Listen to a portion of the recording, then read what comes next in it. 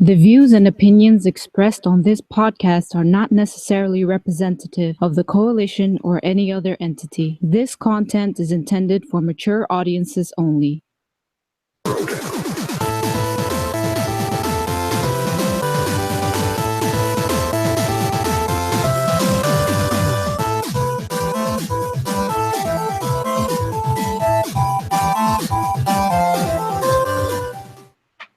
What's going on, everyone? Welcome to Throwdown Your Questions, episode 123. I'm your host, Tony Polanco, and tonight I'm joined by Emilio Lopez. Sup, people? How you doing? Chris Seeley. Yo, what's up, everyone? Carlos Romero. Howdy. And Adam Vale. What up? All right, no Brian action. He's had like a busy week at work, so he's like, I can't be on. And we don't know where Brett is again. Brett's missing in action yet again. Hey, just give him a call, or I don't expect him to be on all the time. Yeah, he's got he's on. If not, it's all good. All right, a couple of things before we start here. I want to give a big shout out to my man Eddie from Hard Knock Gamers, Jaleesa from She Attack, and Jack Move Johnny from the Weapon Wheel podcast for joining us last week, which was actually just a couple of days ago, for a big Horizon throwdown. Pretty cool shit. A lot of fun on that episode. A little crazy too, especially when Brian got triggered over the PC thing. Man, that also threw me off. Yeah, don't say shit about PC gaming around Brian, man. He gets a little jumpy, No, but that was just an uneducated. That really was. We all went after my man. Eddie, man, I love you, brother, but we had to get you on that one because he said that no one gave a fuck about PC gaming until like last year. I'm like, no. Maybe it was. What I just even said on the show. Maybe it was you that didn't give a shit about. Yeah, PC he wasn't gaming involved in it. He didn't care. I mean, it's a multi-million-dollar industry for those video cards, and it's not something new. So people have been buying them for a long time for a reason. Yeah, I mean, granted, like console gamers are paying more attention to PC side nowadays, but PC's always been around, man. It's always been around. Remember Crysis back in the day? That was big shit. World of Warcraft. Yeah, and World of Warcraft, fucking you go Doom, go do World of Warcraft, Doom, Diablo, Quake. I played, like I mentioned, which really crossed over. Everybody loved that. Man, like you said, all those Tim Schafer games, all the Tim Schafer games, all the ones by LucasArts that were really good too. So I mean, Tim Schafer didn't just did good stuff. Gen, Oh man, Bungie started off on PC. A marathon. If it wasn't for that, we wouldn't have Halo. Click adventure games, bro. I played Overwatch like over 10 years ago. It was called Team Fortress. Oh shit. Are people? Here's a question. I mean, Team Fortress was obviously ported to the consoles. Is anybody still playing that? Well, they paid on PC. It just got patched for the first time in a long time. They got a patch like 2 weeks ago or some shit. Really? What did they do to it? I don't know. They finally fixed some issues. Yo, my man Loda High 100. He goes, I copped the GTX 280 when Crysis 1 was released. Yo, see, going back, man, going back. All right, this will be the last time I'm gonna do this. I'm tired of this shit. I'm fucking done, man. I'm done with fucking Damien, man. This guy, like, every week with the same shit. You guys are biased. You guys are pro Sony, anti Microsoft. Nonsense. Going off in the comments. So I hit my personal breaking point. This guy's not banned. I'm just blocking him on Discuss and Twitter. I don't have to see his shit anymore. So sorry, Damien. I'm not dealing with your bull every time with the same shit. It's like, come on, bro. 5 years now with this nonsense, and he gets crazier all the time. Like as soon as like the Scorpio got announced and we didn't all jump for joy, that's when he just snapped. Like at first he did that shit kind of for fun, but now he's really gone off the deep end. So he's constantly insulting me, insulting everybody in this panel, insulting the coalition. Done with that shit. So even if he asks us questions for the show, I'm not going to see it. So sorry, buddy. You did that shit to yourself by being mad disrespectful to everybody here, our fans and the coalition. Man, fuck that shit. What kind of shit is he saying now, man? No, the same thing as always. That we're biased this, biased that. Yeah. The same shit. He didn't say, like, here's the thing, just to clarify. He didn't say anything new that made me go, fuck it, I'm done. It's a cumulative thing. I could hold 100 pounds. There's 100 in first pound. I'm fucking done. It's stupid. I'm done with it. He's saying that like there's no like diverse thoughts within our panel. You know, We're It's gonna like- break this shit down right now, Carlos, and you're gonna help me All with right. this shit. We're gonna break this down right the fuck now. let's do it, man.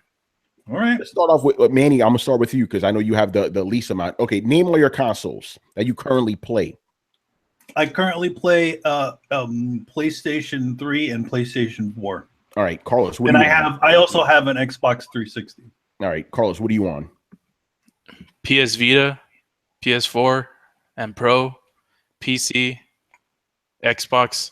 I mean Xbox One, Xbox One S. I have. Oh, I forgot to say Vita too. Vita. And a couple of days ago, Nintendo Switch. Uh-oh. You know, I'll go next. Yes, I have a PS3, PS Vita, PS4, Xbox One, and tomorrow I'm going to have a Nintendo Switch, and I have a 3DS as well. Chris, what are you playing on?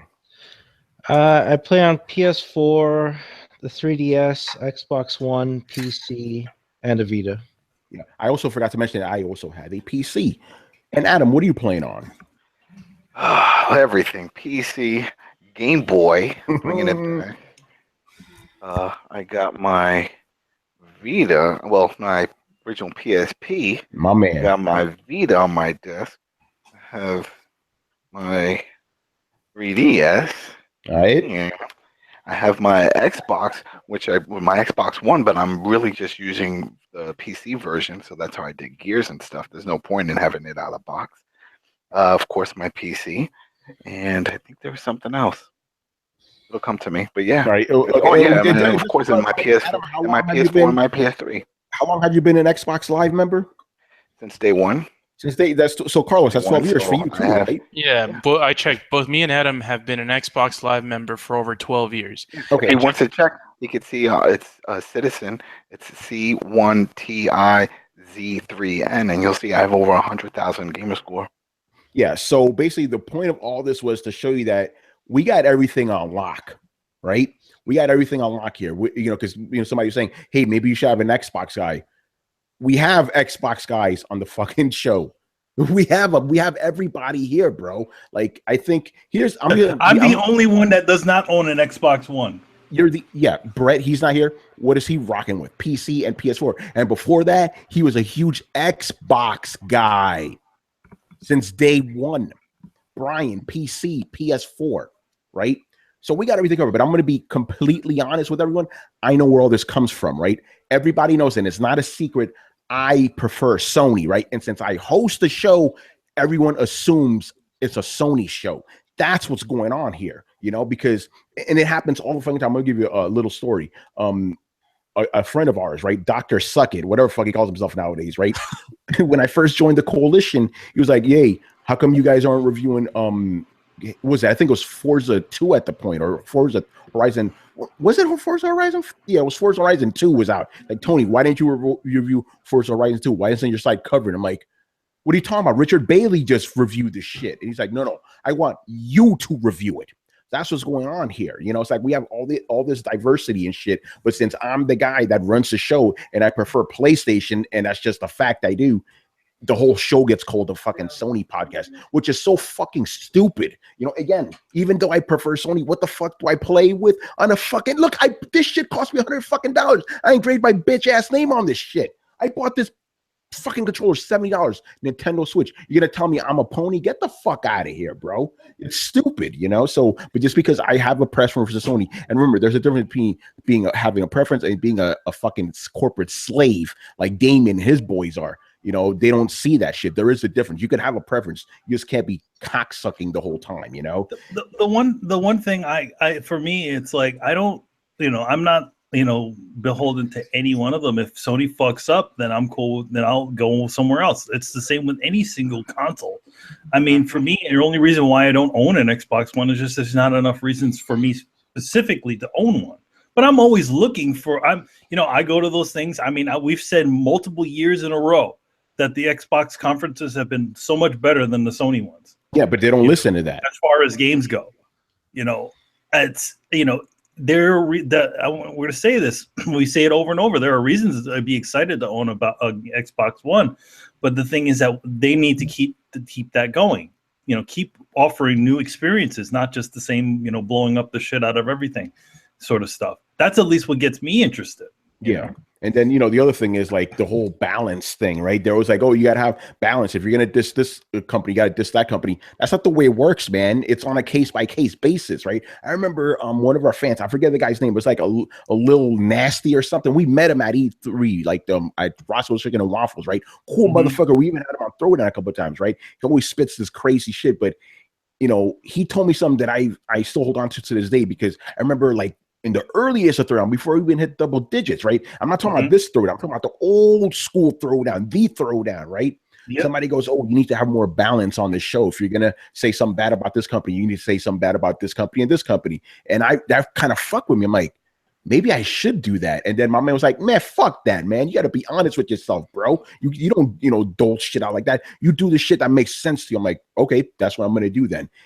Let's just say if Sony's fucking up more than any other company and we call them out on that, right? You can't come and tell us, oh, you got to find equal amounts of something what's wrong with Xbox and Nintendo. It doesn't work like that. Just like, that's what's happening in this generation now. Microsoft has been fucking up a lot, so we got to call them on that. But every time Sony has fucked up, we've called them out on that too. It's just for whatever reason, no one says shit when we do call Sony out on anything. We call Sony out on anything, no one gives a. We had 2 shows back to back shitting on Street Fighter 5. Nobody said anything. We had Hip Hop Gamer on defending the shit out of Drive Club. The rest of us were shitting on the game. Damien actually said, oh, you guys were defending that thing like crazy. I'm like, did you listen to the same show we recorded, bro? You had 5 dudes telling you Drive Club is fucked up at launch, which it was fucked up. You had 1 guy telling you that it was great. But no, the whole show was just we were sucking up the Drive Club. Really, bro? Yeah, I think it's just really a question of selective hearing. Even if you say one bad thing about Xbox, it automatically that becomes the whole show. Yeah, when it comes to that sort of fanboy mentality, where it's like you say one bad thing. I mean, here's the funny thing. It's like even with you, it's like when you were on the when you were hosting the DualShockers podcast, right? Yeah. They were calling you a friggin' Xbox guy when you were talking about Xbox stuff. Like, that was hilarious. Yeah, when I was at DualShockers, I was called an Xbot a million times. I had never owned an Xbox up to that point. Carlos, you're gonna say something, man? Yeah, the whole thing about being neutral is not a good term for me, at least when it comes to looking at video games and having opinions on them. Because let's get political real quick. Let's say, for example, we go to CNN. And then they have a debate between a fucking scientist and a politician, and they're both debating on climate science, on whether climate change is like occurring and stuff. Being neutral in that fact is taking both opinions with equal valor. While one knows what they're talking about, the other one doesn't know what the fuck they're talking about. So that's being neutral. We're not being neutral. If one company fucks up more than the other, we're going to call them out, and we're not going to try to compensate for another company just because one is fucking up more than the other. I love how we get accused of shitting on Microsoft more than any other company when that's not even true. You know which company we really shit on all the time for Nintendo. Good reasons, Nintendo. But guess what? Except for some cases, we don't get nearly as much shit as we do with the Xbox guys. We could say 5 bad things about Nintendo in 1 week, right? 1 bad thing about Microsoft, we won't hear shit about Nintendo. We just hear shit about Microsoft. It'll just be something stupid too, not even anything heavy. It'll be on our asses, Not to mention that last week's show, we were praising the hell out of that fucking Game Pass, the Xbox Game Pass, how it shits on PS Now, and then somehow Damien doesn't hear that.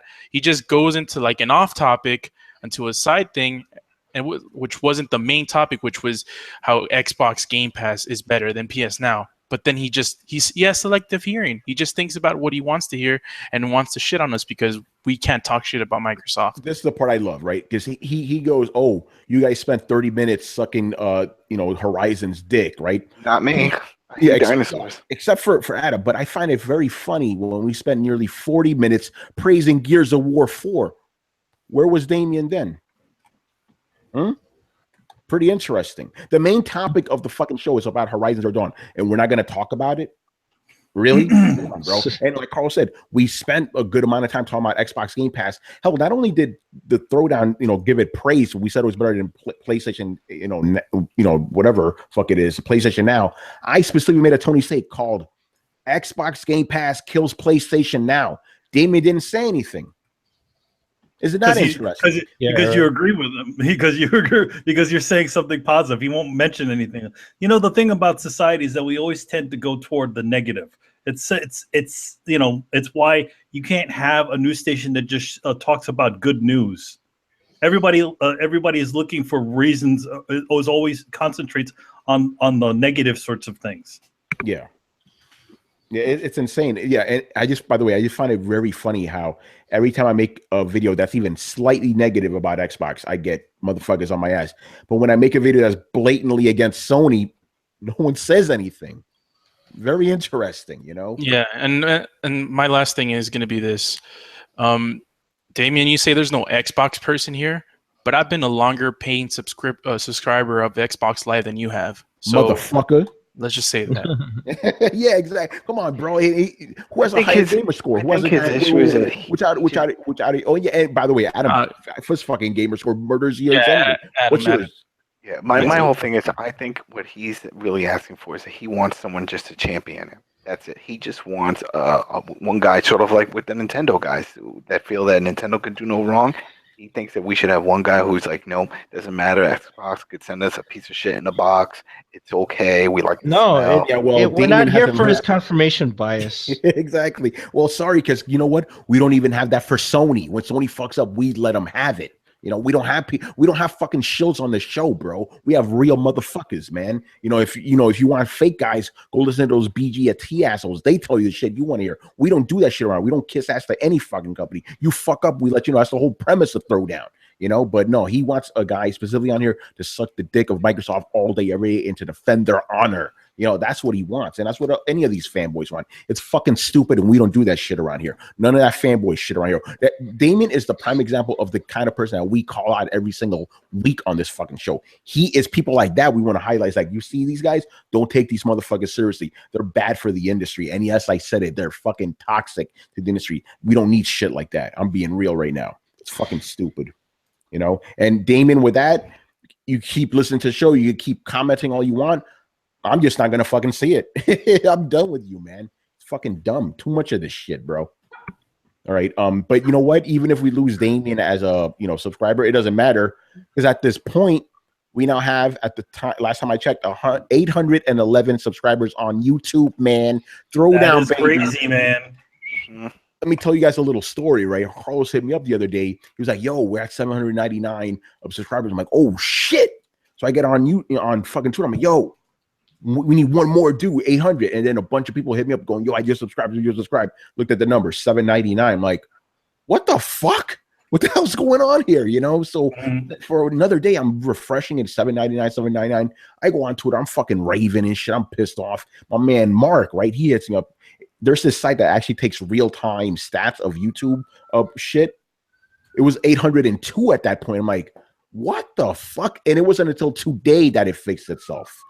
I think the way it works is that whatever goes through the system, it just takes a while for it to update. It's kind of like when we upload videos and it takes so long. Yeah. I think it's like that sort of bullshit. Yeah, but what's interesting, because when we hit 700, Carlos, remember you tweet out like, yeah, man, 800 before by E3. We at 800 now, Playboy. Yeah, man. Yeah, I appreciate everyone that's been subscribing. It's been pretty crazy, man. All right, so yeah, our goal, definitely. I can't. What was it? How long ago were we at just 600? Yeah, dude, we were at 631 at the beginning of the year, bro. Yeah. Look at us now. We're like in the beginning of March. So my goal is for all of us, we need to get to 1,000 before E3. That's our goal right there. I think we could do it. The way things have been going, craziness. All right. Anyway, let's get into these questions. I purposely arranged these a little differently than usual because I wanted them to flow a specific way. And I threw this one in first because this just hit hot off the presses. The bad hombre or hombre, from Twitter. What do you think of Sea of Thieves potentially going free to play?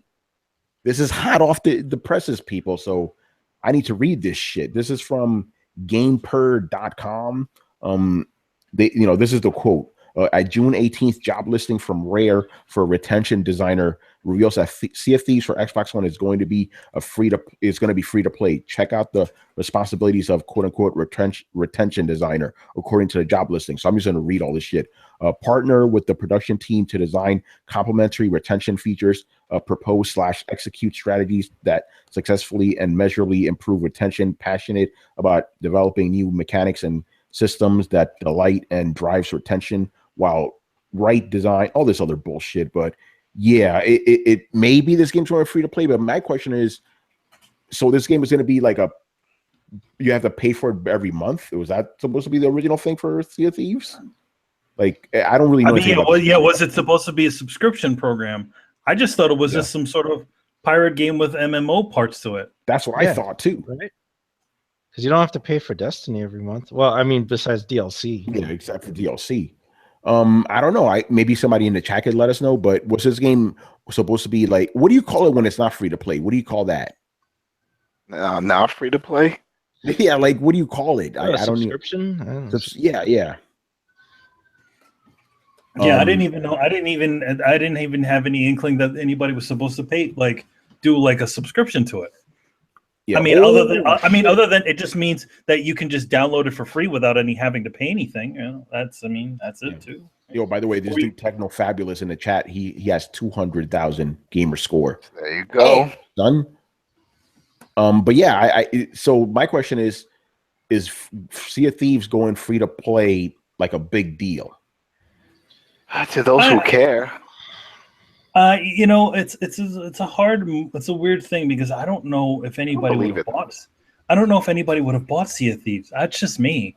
But didn't they already have pre-orders for that? Yeah, I don't know. I don't remember there being any pre-orders or them announcing any sort of anything like that. So I don't know. Yeah.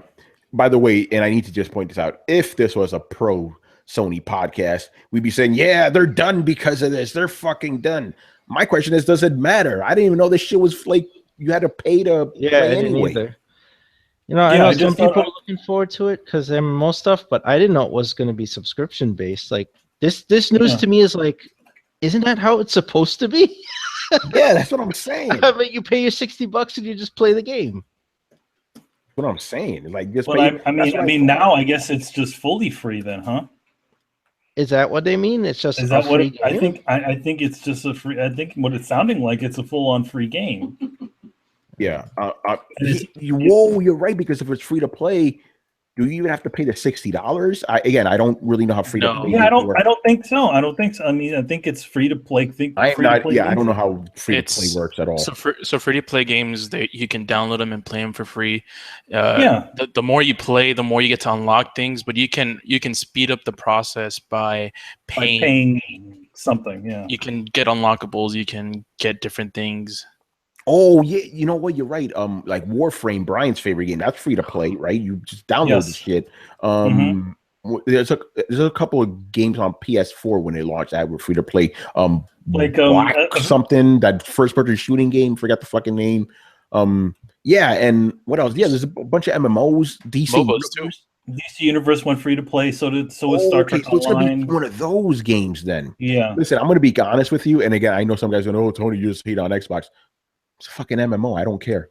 I don't care. It's I mean, I was just gonna ask the question. It's like, I don't know how many people. I mean, obviously there are people, people that are very excited about. I see people hyped up, but I'm like, at the same time, it's like, is that a sort of game that is a pirate? Is it a pirate MMO game really something that would appeal to a lot of people? I don't think so. Yeah, me either. I'm just talking about me personally. I'm like, because pirates, I don't really care about. MMOs, I really don't care about MMOs. I think that's what kind of killed it for me. I'm like, because don't get me wrong, I like Black Flag and all that. The game Black Flag is awesome. But I'm like, man, I don't know the MMO aspect. I don't dig MMOs. I believe it. I think it's too. Isn't that coming out in a few months? Who knows when it's coming out? but again, I think if it was a specific way, more, maybe more action oriented, and maybe a different style of game, having to do with pirates, and maybe that might have a mass appeal. I definitely think that's them thinking like, well, this is we let Rare do what they wanted to do with this, but I think we think it's not going to go. People are not going to just go out and buy it. So why don't we just do this free to play model, and see and make money in the long run. People buying customizable parts. Spending a little bit of money here, and then that ends up going a long way. So I think it was just a move to kind of essentially open it up and have more people try it, and then also make money in a different way with it, because I definitely don't think that people would have paid full $60 price for that one. Sorry. Yeah. You know what, I'm inclined to agree with you on that one. I looked at it, oh hey, this is what they got. It's not really that interesting to me. That's when I first saw the Sea of Thieves. Right. Anybody else have any thoughts on this? Because again, I'm like, I didn't know it was, a monthly subscription game. You just give the Phil Spencer answer. It's good for gamers. Exactly. All right. Next question here for Mr. Final Stage Boss. Right. By the way, the reason I kind of jumbled the questions around is because Killax was actually the first, but all his questions were like, pop culture-y. I'm like, let's save that for a little bit later on in the show, Yeah, that makes sense. Okay, so his first question is, if you could get this is a funny one. If you could get rid of one, which would it be between NPD or Metacritic? If you could destroy one of them, just like you're gone, which one would you get rid of? Metacritic. I would say Metacritic. Get rid of that shit, bro. Yeah. Fuck Metacritic. Show me the money. Metacritic has ruined the fucking industry in so many ways, man. Fuck that shit. NPD, it hasn't really done anything. It's just for like stupid little fanboy wars and stuff. But NPD, like people do use it for their fanboy wars too. But it's actually encroached in like companies. For example, right? Let's say you make a game and it scores 85 on Metacritic, right? You'll get a bonus. But if it scores 84, you won't get a bonus because these companies are so reliant on Metacritic. I don't know why. I never understood that. Probably because they're fucking lazy. Who knows? But it's just weird. So yeah, fuck Metacritic needs to burn.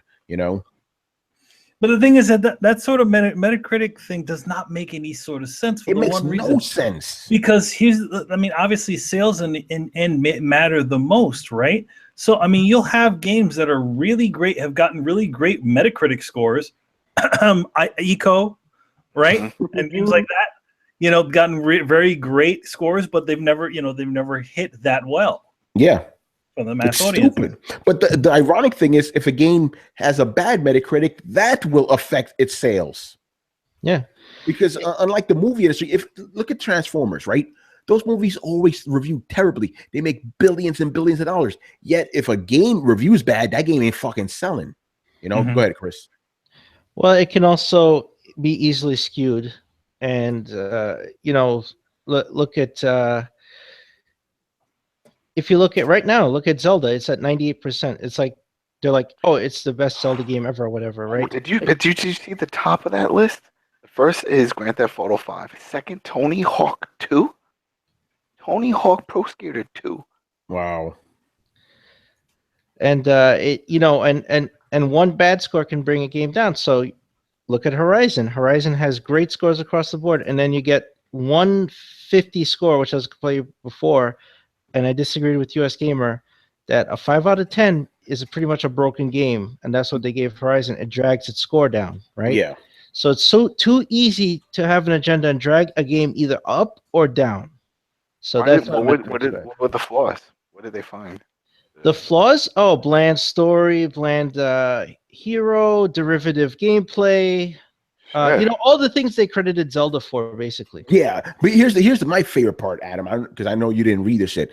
They said one of the things they knocked on it for Horizon was because it was too derivative of The Witcher, but they praised Zelda for taking things from The Witcher. Yeah. So, it's like, come on, I realize they're two different reviewers, but you got to be consistent. Like Chris said last time, you have to have that one editor going, guys, what the fuck, Right? This It's sounds bullshit. familiar. It's bullshit. Yeah, Which exactly. I definitely don't, being that it's Nintendo, I don't think they took anything from The Witcher. I think they took something from another Japanese game. No, maybe. Some but people were saying Metal Gear Solid 5. Yeah. No, but man, you understand the point though, right? It's like, Oh, how yeah. can you say that this game is bad because it takes from this one game, but then say this game is good because it takes from that same game? That makes no sense, you know? Yeah, well, I mean, obviously, it's two different reviewers, but I mean, it doesn't make any sort of sense. And they never, and no editor or anything brought this up. It's like, hey, why are we taking points off for taking from one game and then adding stuff for another? And again, I don't agree with Hip Hop Gamer when he goes off on shit like that, but I sometimes understand where he's like, where's the consistency here? Yeah, you know? Well, there isn't any real consistency because it's different people. I could see if it was all the same guy doing. By the all way, the Hip Hop Gamer reviews. went off on them. Oh, he did good. Yeah. But of course, he didn't get any flack for it because the reviewer was not a woman. I'm just saying. Metacritic burn in hell.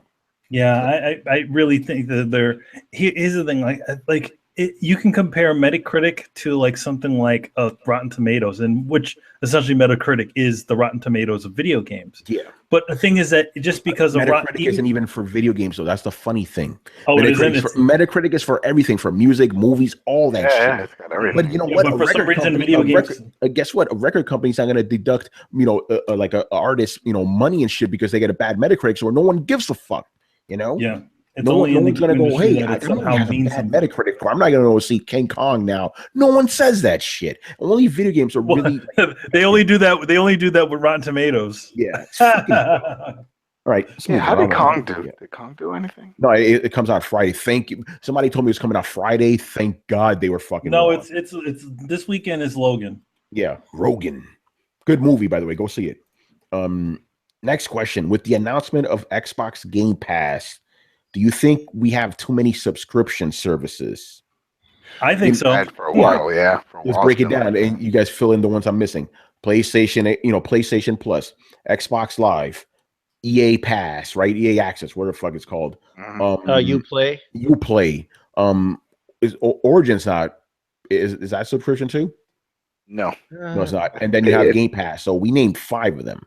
That's a lot. And this is the shit I'm fearing. We're talking about in general. I mean, with Netflix and with CBS has their own. Let's just keep it a gaming. Yeah, that new Nintendo one. Which one? Whatever Nintendo's going to launch. Yeah, Nintendo. That's right. PS Now is separate from PS Plus. That's right. That's right. It's a lot, man. This is the shit I've been telling people because everybody thinks I'm crazy because I shit on EA access. I'm like, no, that sets a bad precedent because you're gonna have Square Enix access, fucking Namco Bandai access, Activision access. You're gonna have all this shit. You gotta pay for all of that. Come on, man, get the fuck out of here. No, yes, there are, and no, I'm not with it. I don't like. All right, so I guess we agree there are too many. All right. Yeah, there are too many. Okay, next question. This one is a more conspiratorial type question. So stick with. Do we have to get our tinfoil hats out? Maybe. All right. This is Final Stage Boss saying this. I believe Xbox Game Pass was supposed to be shown at this year's E3, but with all the praise Sony is getting for Horizon Zero Dawn, I believe Microsoft rushed an early announcement to try to take Steam away from Horizon. What do you think? Hey, listen, Final Stage Boss, I love you, brother. You're my dude, but that's tinfoil hat. That's super tinfoil hat shit. Because I mean, why would a dumb subscription service take the wave off of Horizon? Wouldn't like Microsoft releasing like a game that's almost exactly like Horizon at the same time that they didn't announce take the wind out of their sails? And then even on their official Twitter, they were giving shout outs with us because I'm sorry, Adam. Go ahead. What were you saying? That Microsoft, even on their official Twitter, were giving shout outs to the developers for putting together a good game. Mind you, Final Stage Boss could be fucking with us because that same day to troll, I like to troll. I was like, did Microsoft just kill the momentum of Horizon Zero Dawn with Xbox Game Pass? I got people pissed off at me. Like I actually pissed off the PlayStation guys with that tweet. you know, because they thought I was serious. Listen, you got to understand things. And like sarcasm, you can't really get away with sarcasm online because somebody's gonna think that shit is real. Yeah, that was one of the few times where I legit upset. I didn't, they didn't send me death threats or anything, but they got upset. It's like, Tony, how could you say that? How could you say that? And I'm like, dude, I'm fucking with you. Come on, it's obvious. But you're right, man. It doesn't translate well, you know. No. Sarcasm does not. So yeah, I like the question. A very funny question. Even if you write LOL after it, No, that shit don't matter, you know. that don't matter. Or Manny, your favorite, the /S, you know. Yes. Oh no, was like XD? I'll put after it. No, man, that's what happened. Man. Microsoft was salty, son. They released that shit early, son. That's what happened, son. Nah, you know what? Here's the thing. All I gotta say, it's in general, it's a good thing. And it's silly to think that. It's like if that wouldn't be the thing to take the wind out of Microsoft's. This whole Horizon, man. And so this shit was fire, son. And they were like, "Yo, fuck that, man. We're gonna put out Game Pass right now, son." If they said some shit like Crackdown was coming, like they gave you a date on the same day Horizon came out, that's a missile right there. Yeah. All right. Next, moving on here, Mr. Phantom Vash. All right, this is a fun question. What is your favorite machine in Horizon Zero Dawn? Chris, I think you found your favorite one tonight. Oh, the Thunderjaw? Yes, Yo, man. I was like, wait, what is that? It's fucking gigantic. Yo, I was riding a Strider. I think I flew like a full football field off of that shit as it plowed into me. Oh, shit. When it knocked you, did it hit you with the tail? Yo, no, it charged. It charged, and I just went flying in one direction. My Strider flew in another. I didn't find it again. Hey, Chris, have you gotten used to meleeing with a Strider? No, I hardly ever do that. I usually try to run and shoot arrows, which never works. I always get knocked off when I do that, and I probably should use the Strider to attack. You know? Yeah. I know what you're thinking, Chris. You're like, somebody get me a gun. Yeah. Oh, this later for these bow and arrows. But yeah, it kind of punishes you for a gun because you have to hold it unwieldy, you know. But there's you do have guns in the game, but it's pretty heavy. Yeah, I'm gonna go with the Thunderjaw because it's a fucking robot T-Rex. You can't go, it's like, come on, bro, that shit is crazy. Dude, the best part is because I could actually hack those things. I got that. I hacked one of it and it started fucking all the animals around it, all the robots. I'm like, that's cool. It's shooting at them with the fucking laser cannons and shit. Come on, man, get out of here. Like that shit has laser cannons on it. Who the fuck built those shits, man? Well, there is a reason, but I can't. That's spoilery. I haven't gotten. I'm not gonna play that game. Shit. No, what about everybody else listening to this podcast? They don't matter. I'm playing around. Tell me. Yeah, man, Jesus made them, man. Jesus made them robots. Or it was the thing that me and Tony coined, the Great Intelligence. Yes. Right. Great Intelligence. What's your favorite machine in the game? So my favorite machine is the one that I try to avoid the most, and that's the Sawtooth, man. Ooh. That if you see, like, especially since I'm like level 14, I think 13, 14, like if you see a Sawtooth, you fucking run away from that shit, man. You don't want to get near that thing. That thing will see you and charge you and kill you in 2 freaking hits, man. Like, that's funny. You got to use the ropecaster, bro. Tie that motherfucker down, man. They start popping at. I'm telling you, man. Yeah, but my bow and arrow is so freaking weak, man. That shit, like, it takes like 20 hits, man. Do you have the hard arrows yet? No, I don't. Get that shit. When you go to like the main big town, I'm not gonna spoil it. You could buy a special like bow and arrow that gives you hard arrows. I think takes those things off faster. I think it's the shadow. Yeah, that's right. Yeah.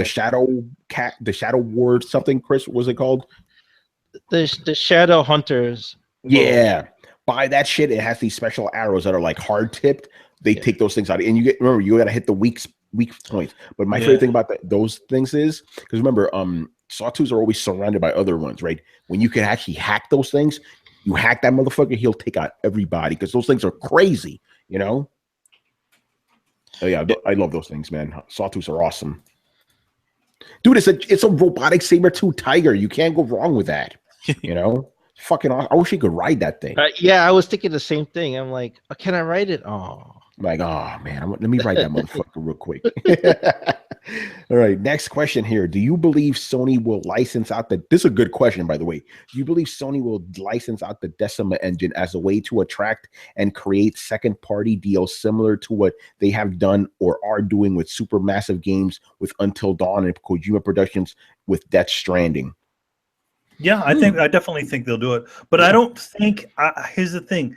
I don't know if that's exactly a Sony engine. I think it's an engine that belongs to Guerrilla Games. Yeah. I thought they were both working on it. That it was like a co-project. Yeah, it's a it is now a co-project, but I think it's something within those two studios, and they will license it out to other companies. I know what so basically you're saying it's not for Sony to license it out. It's for Guerrilla to license it out. I think it's a Guerrilla Games / maybe Kojima Productions or whatever thing. I think the Kojima Productions thing works out really well for them is because it's like, okay, now it's somebody that's other than us using the engine sort of thing. So it's like almost like both games are kind of these big ass tech demos for people who to use it in the future. You know, the funny thing is Sony actually has a free engine that can work on anything, right? It's this one that was developed by Sony Europe, and it's the same engine that runs Journey, and it runs the original Gravity Rush. So I mean, Sony does have engines within their companies that they allow licensing or other companies can use. But I don't think that Sony directly takes the money from those engines. Yeah, no, I don't think so either. From the Decima engine. I mean, yeah, I don't think so either. So it would be up to Guerrilla Games, not really Sony, you know. Yeah, right. I think. I mean, wouldn't it be some shit if the Decima engine ends up on Xbox One? Imagine that. Here's the thing. Like, obviously, they're within the Sony thing, the Sony family or whatever. I don't. Are they directly owned? Guerrillas is directly owned by Sony, right? I believe so. Yeah. Correct me if I'm wrong, people, but I don't know. I don't exactly know. I thought they were just like a first party, that they get them to develop certain games. Yeah. So I don't know. I'm looking it up right now. So I got a little quiet there. Yeah. So it'd be. I mean, check this out. Check this out. They are wholly owned by Sony through Sony Interactive. So Sony owns them. So I would say that so they're maybe a subsidiary of Sony Interactive Entertainment. Okay, so that's why Sony could close off a branch of them and not, Yeah. But I think that I think if you're developing a game within Sony, that could be one game thing you can use. Maybe you could also use it for your PC development. I don't know. Yeah. Craziness. So. But I mean, it's definitely a good thing. I mean, you don't see that many companies having engines, and I think that was the plan for the Fox engine through Kojima at a Konami. But I think maybe Konami's like, nah, that's ours. Fuck yeah, that. exactly. No, we're gonna make them Pro We're gonna put them in pachinko machines, man. Yeah, what are you doing? Yeah, we're gonna run Metal Gear Pachinko on this shit. Bullshit. All right, moving on here. It's a simple question, but I'm going to make it into a two-part question. All right. Okay. First part is, what are Carlos's impressions of the Nintendo Switch? He's asking for Carlos specifically because I didn't get mine because Amazon sucks. So Carlos, what do you think of the Switch so far? It's the Switch. So he's switching back to Vita.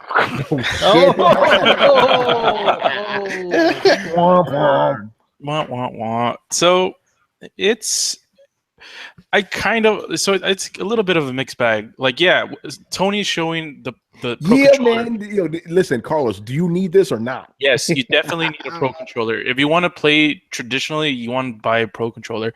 I'm having issues playing it when it's portable mode.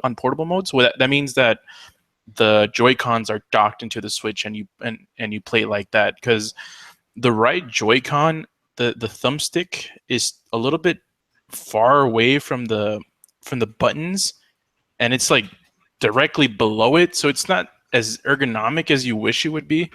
So that's just something I'm gonna have to get used to, or I'm just gonna play exclusively with the Pro controller. Legend of Zelda is really good. Can you play with the Pro Controller on the go? You could, right? Yes. Yeah, you can. Yes. I don't know why. I thought maybe you it needed can more set it up power. on I a didn't little need it. table and shit and play. Yeah, you could do that. Yeah. So what you do is whenever you're like using a new controller, you start it, right, and then the Switch detects it, and it says press R and L to activate this controller, essentially. So you press that, and I got my little visual aid, man. Oh man, listen to that shit. Let me see if you guys hear it. It sounds good, man. I'm telling you, the Pro controller is freaking legit, man. That thing is really good, and the battery life is pretty good. Legend of Zelda, man. Legend of Zelda is pretty good. One of the cool things, like, did anybody play Gravity Rush on the Vita? Yes. I played it I there played it first. for the first time. Yeah. Remember, And he beat it. like when you see the whole open world and you're just like flabbergasted that the Vita can do this. You're like, man, there's this freaking huge ass world in this little device. It's open world and you can go anywhere. That's Legend of Zelda, but better looking. Yo, man, that's crazy. Even if it's 720p or whatever, or upscaled 720p, it still looks pretty good. Listen, man, 720p on that little screen probably looks really fucking good, bro. Yeah, it looks pretty good. Yeah. Here's the thing: it's only running. It's only running the. I mean, it's still running in the same resolution. It's just, it's like not downscaling from what it was originally, which is like it was like 1080 or something. No, like originally, because remember, this game was on the Wii U. It's 720p on that, right? The game is 720p. That's its base resolution. It's only 900p when you put it in dock. It's just I'm putting it at a higher resolution. But it was never from what Digital Foundry says that it's still running it the same. It's just the screen is just a lower resolution. Yeah, it's not 1080p, and then we'll get into that a little bit later. But yeah, Legend of Zelda. Dude, you have a Vita. I know graphically, you're like, fuck, man, this is crazy. Yeah, and essentially, for me, my dream, my quote unquote dream of what the Switch would have been is a replacement. Well, not a replacement. Is like a better version of my Vita. Yeah, because I want to play all my indie games there. I want to play all my RPGs if there are any RPGs, and please have a Pokemon game on this thing, man. If this has a Pokemon game, it's set. Oh, you know what's one thing I don't want to forget about this. When you dock your Switch into your dock, right? Be careful, because that thing you can feel it, man. When you put that thing on the dock, you feel like, man, this thing is gonna scratch. And we've seen these issues, man. These things have been people have been reporting this. So be careful with that. One annoyance too is whenever you go to the eShop, you have to put in your password every single time for your. What? There's no setting this autosave. I didn't find one. I've someone else told me about it too. So if anybody knows if there's a workaround this, let me know, because man, that's annoying as hell. But then again, there's only 9 games, so there's just so many times you can go to the eShop anyways. 9 shiny games. We make games for you. Yeah. Yeah, I've been wanting to get I Am Setsuna, but I'm like, damn, I'm never gonna play this, man. I have so many games, and Mass Effect comes out in 2 weeks. Fuck, man. I know. It's ridiculous. Yo, man, I know what I'm playing when Mass Effect's playing. Nier, baby. Yeah, and you got Nier, and at the end of the month, Ring City DLC for Dark Souls 3. Oh shit! And then Persona 5, man. The beginning of April. Oh, Yo, shit. by the way, people, your boy did it. Beat Persona 4, and I got the good ending too. Did that shit. I fucked up with one of the characters though, but what can you do? I'm not playing that shit 82 hours. Yo, man, you also didn't mention the big one. What? You got that Platinum and Horizon? Oh, I forgot to tell everybody. Your boy, I got that Platinum and Horizon, baby. And what I love about Platinums is I can't lie about it. Go to my PSN profile. Rom you death, baby. Check it out right there.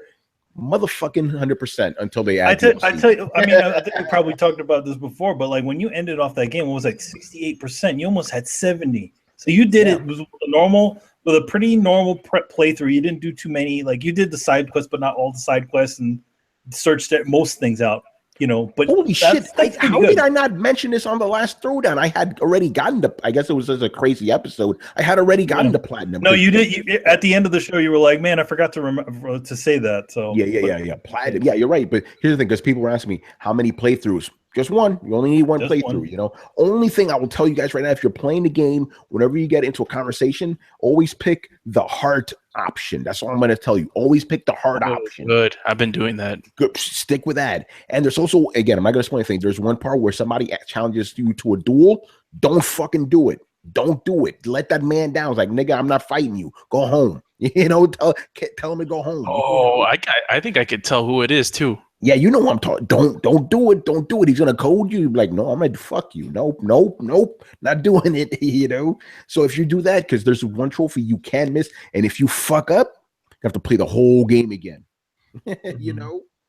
So just be aware of that. Anything else you could grab. It's open world. You grab anything. So what the fuck were we? Oh yeah, Legend of Zelda. By the way, I need to ask you this on air because you've been playing Horizon. And you were playing Zelda. What's that transition like? So I already programmed my mind to just not worry about the differences between in visual quality and fidelity.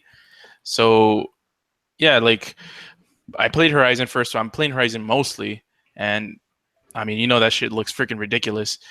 But going to Zelda, if you play Zelda on a TV, it's gonna look booty. But playing Zelda on the tablet looks really good. Hold on, Carlos. But isn't playing Zelda on a TV the same as playing an Xbox One game on your TV at 900p upscaled? Oh shit! I know motherfuckers gonna get on my ass about that. Yeah, but I think. Oh, go ahead. Yeah, I think the like, for example, texture qualities are more dumbed down on Zelda. There's not that much, there's not just that much fidelity in the graphical sense with the game. It could also be just the style too, because I mean they're kind of going for a more kind of cel shaded animation sort of style to it. Well, it's not just style. This game was designed for the Wii U. That's why it's running like that. They wanted a big open world game on that weak ass toy they called a console. Oh shit! And now it's been upscaled for the Switch. Let's also say that the game still, despite it being supposedly specifically for the Wii U, put onto the Switch, the game still has quite a bit of slowdown. Like there's times where you're like, I've seen some gameplay where you're slashing at an enemy and the friggin' screen freezes. Oh shit! Yeah, I heard that it goes someone said it goes down to 20 frames per second at a point. It dips a lot. Yeah, that's pretty bad. I don't understand how, if it's docked and the Tegra is being clocked higher, how it's not. It's not. There's no difference from what they're saying. It's not clocking anything different on the thing, on the dock or in your hand. It's running the same both ways. What, are you serious? Yeah. Well, then that's bullshit, because you're not gonna have, if you have to fill 900p, if you have to fill those pixels and lock a frame rate, you can't do it at that low clock speed. And well, that's why you have those frame problems. By the way, you see the picture I posted? Yo, can you do that on your Switch, motherfucker? Huh? Can you do that on your Switch? Play Horizon Zero Dawn? You ever one thing I used to like to do sometimes, because you can do the remote play on there to see what the latency between the TV and your console, your handheld on the Vita. Yeah, it's not too bad, man. With Horizon, but here's the thing though. We were talking about this off air. Basically, there is no extra processor inside of the Switch dock, right? That's it. It's just like Chris said, $90 piece of plastic, right? All the processing is done on it's a handheld. We were always asking, is this thing a handheld or a console? It's a fucking handheld, right? So handheld. When you put it in dock mode, it has to use more power in order to get to 900p. That's why you have performance issues that Digital Foundry pointed out. It's always locked 30 frames in portable mode no matter what happens. Put that shit on dock mode, it varies from 20 to 30, because it has to output more. Like I said, my stupid little explanations, let's say you could lift 150 pounds, right? That's the most you can actually lift and be comfortable with it. Somebody throws 50 extra pounds on you. You could still lift those 200, but it's going to be a little bit harder. You know what I mean? That's what's going on when the thing is put in dock mode. You know, it's doing a little bit more with the same exact power. There's nothing extra. It's kind of like when you put your, let's say you put your on your iPad or one of your tablets on the TV. Yeah, it's almost like the same thing. Yeah, there's no extra power, you know. So yeah, so let's get into the issues this thing's been having, because there's been a lot. Let's go with one Carlos just mentioned, the fucking screen. If you like, I think Glixel was the first one that pointed this out. They've been using it for a week, right? And notice their fucking screen gets scratched up just by putting it in and out of the dock, you know. Insane. Which is insane. Like, Chris, what do they have in there to protect it? They don't have anything, basically. They have a little thin felt. What is it, like felt thing? It's felt toward the bottom, though. Yeah, it's not even in the whole unit. Right, and it's ridiculous. Like, the front piece of that dock does not need to be there. It could have been tilted slightly at an angle so you could slide it in. Like, there's a ton of docks, like the Vita dock, right? Manny, it lays in a little at an angle, so it balances, right? Nothing blocks the front. But because Nintendo had to slap a giant logo on it and make it look like a sandwich, like that, that could have been the Switch dock, right? Nice and simple. It's a giant hunk of plastic with a tiny little hub in it to translate USB-C to HDMI and get power. That's all that's in there. The rest of it's a hunk of plastic. That front piece doesn't need to be there. And it's scratching the systems, right? And they don't give you a screen protector. By the way, that Joy-Con adapter is horrible. Don't even play like that. It's not worth it. Wait, the grip? You mean it looks like a square in your hand? Yeah, it looks like a loaf of bread in your freaking hand. Yeah, it's horrible, man. That's like the worst way to play. Even worse than putting the Joy-Cons on your Switch. Yeah. With the straps, right? No. The grip that you slide the Joy-Cons into when you dock the system. Oh, okay, yeah. That grip, yeah. No, you gotta get a Pro controller, man. Like, the real shit. So it's scratching your shit. Basically, you need, Chris. Remember we were talking about the things you need to buy. You need to buy a screen protector. There's no way around it. You need to buy that shit because you're gonna fuck your thing up. You know, the other thing that was fucking up was this is hilarious. Okay, so people discovered that this thing has dead pixels, right? Some people have discovered they have dead pixels. Nintendo flat out tells them, oh, this is common for LCD screens. This is normal. It's not defective. Are you fucking kidding me? If you buy a big ass TV, right, and it has one dead pixel, you could return it to a store and they won't tell you shit. They'll give you a new TV. No questions asked. Nintendo's saying, oh, yeah, it's not defective. Get the fuck out of here. Yeah, any other device. People were. You remember when the Vita first came out? People were returning those things left and right because there was a dead pixel issue with them.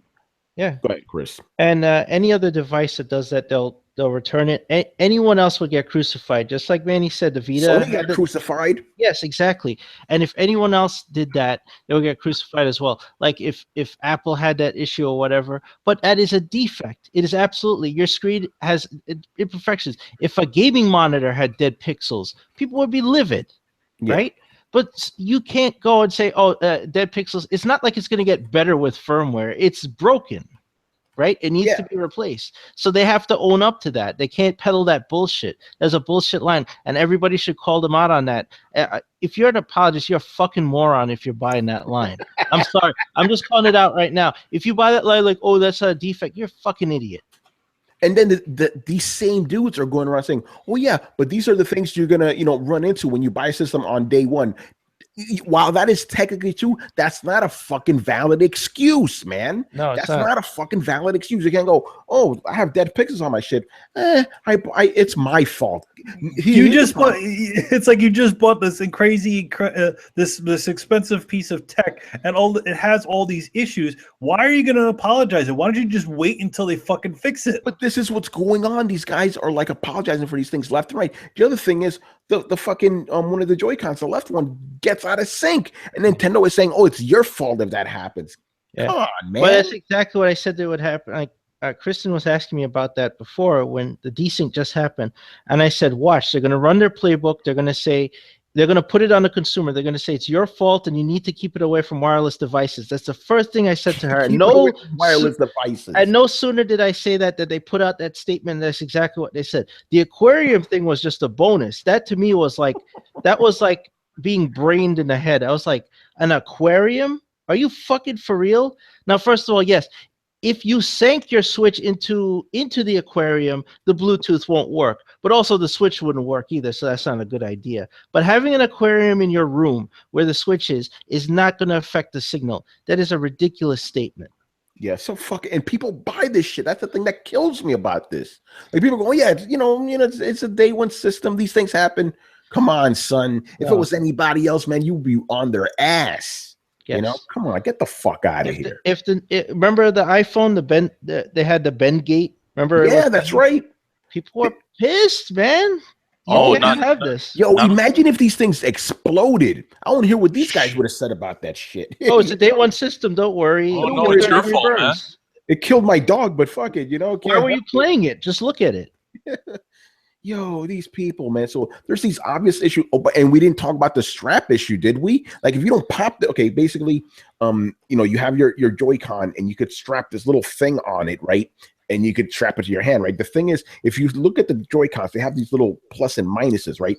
You need to look at that very carefully, because if you don't align this shit correctly, that thing's gonna get stuck, and you can't pull it back off unless you break your Joy-Con. Nintendo didn't tell people about that shit. Yeah, you got to be very careful. You shouldn't even. They should have at least designed it so where you can't turn it the other direction. Yeah. Where like like in other words, it only goes in this direction. You can't even physically fit it in the opposite direction. And then my favorite, I'm not gonna name any names, but these motherfuckers. Oh, it hasn't happened to me. It hasn't happened to me. That you're missing the point, bro. You're missing the fucking point. The point is, it's happening to a good amount of people that they have to actually post about it. It's an issue, and you're burying your head in the sand like a fucking ostrich right now. Yeah, I'm really tired of that excuse. Like, that's good for you. It hasn't happened to me. But you have to think about other people, and I'm sick of that shit where they're like, well, in my house, that's nice that you have a house. Other people may have an apartment or a fucking studio, and they have different requirements and different needs. They may not be able to move their fucking other wireless devices 20 feet away from the system because they don't have 20 feet to work with. What about people who have installed aquariums in their house? They're just fucked. They shouldn't have a Switch. Like, this is all stupid excuses. If you're making excuses for Nintendo, I'm sorry, you're also a fucking idiot. Yeah, no, I'm totally with you on that one. They don't give a damn about you or anybody else. This is the same anti-consumerist bullshit I always talk about on the show. People, no, they don't care about you. They look at you. When Kimishima or anyone looks at you as a person, they see a walking wallet. That's all they see. Yep. They don't see a person. You are to just consume what they have and shut up. And that's how they look at you. So enjoy that while you're giving them hugs and kisses and feels, while they just suck the money right out of you and give you mediocrity. That's what I keep saying. You keep rewarding mediocrity, they'll keep giving it to you. These guys are fucking unreal. Both Nintendo and the crazy ass fans, Yeah.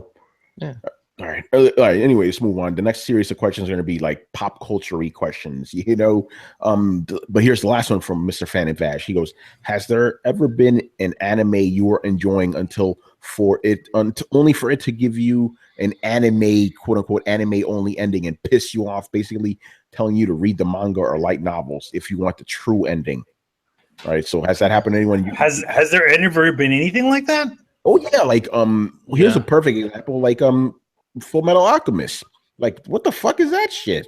No, I mean, the only reason why Full Metal Alchemist exists the way it exists is because because they outwent the comic. Yeah, no, but the creator said, "All right, just do what you want." Yeah, Soul Eater, is it not another one where they just came up with their own ending, for the show? They ended it because the comic was just out. Like, the comic was just, what are they going to do? Hold the show for things so that everything can catch up? That's why they put filler episodes in. But the point is, like, what show's ending got you so mad you're like, fuck it, I want to read the manga instead because I want to see the real ending. I've never really. Yeah, same here. I never had never had that happen to me. I like the way Full Metal Alchemist, the original one, ended. I actually appreciate the differences between them. but like obviously they both start off pretty similar. They kind of combine certain things. There are some things in the original Full Metal Alchemist that's happened in the other series, but the other series kind of glossed over it. Yeah. Like that guy with the mustache, like he, like that weird little skinny guy who was who had that one town and he was trying to make gold. Yeah. That guy gets fully explained in the original series, but disappears. But in Full Metal Alchemist, Brotherhood, he has a long-standing position, but you never know where he came from. Yeah. There's only like a 2-minute explanation where he's like, "Oh yeah, I went to this town and he was kind of crazy and he was, taxing people so he could make gold." Yeah, Carlos, what about you, man? Anything like this happened to you before?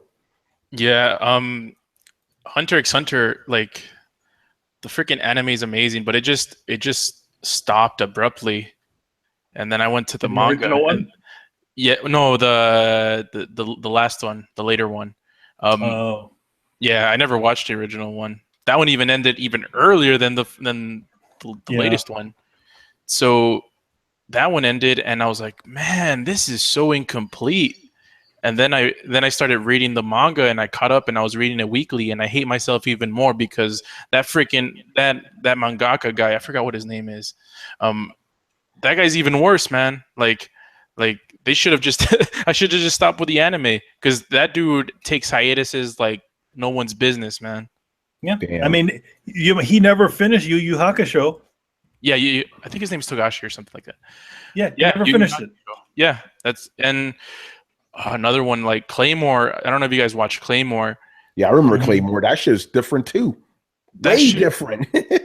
And it just ended. Like it just ended, and then the manga ended, and then another one that I haven't even read yet, but I want to read just because the ending didn't really piss me off as much, but it's just the way it ended and where it leaves it.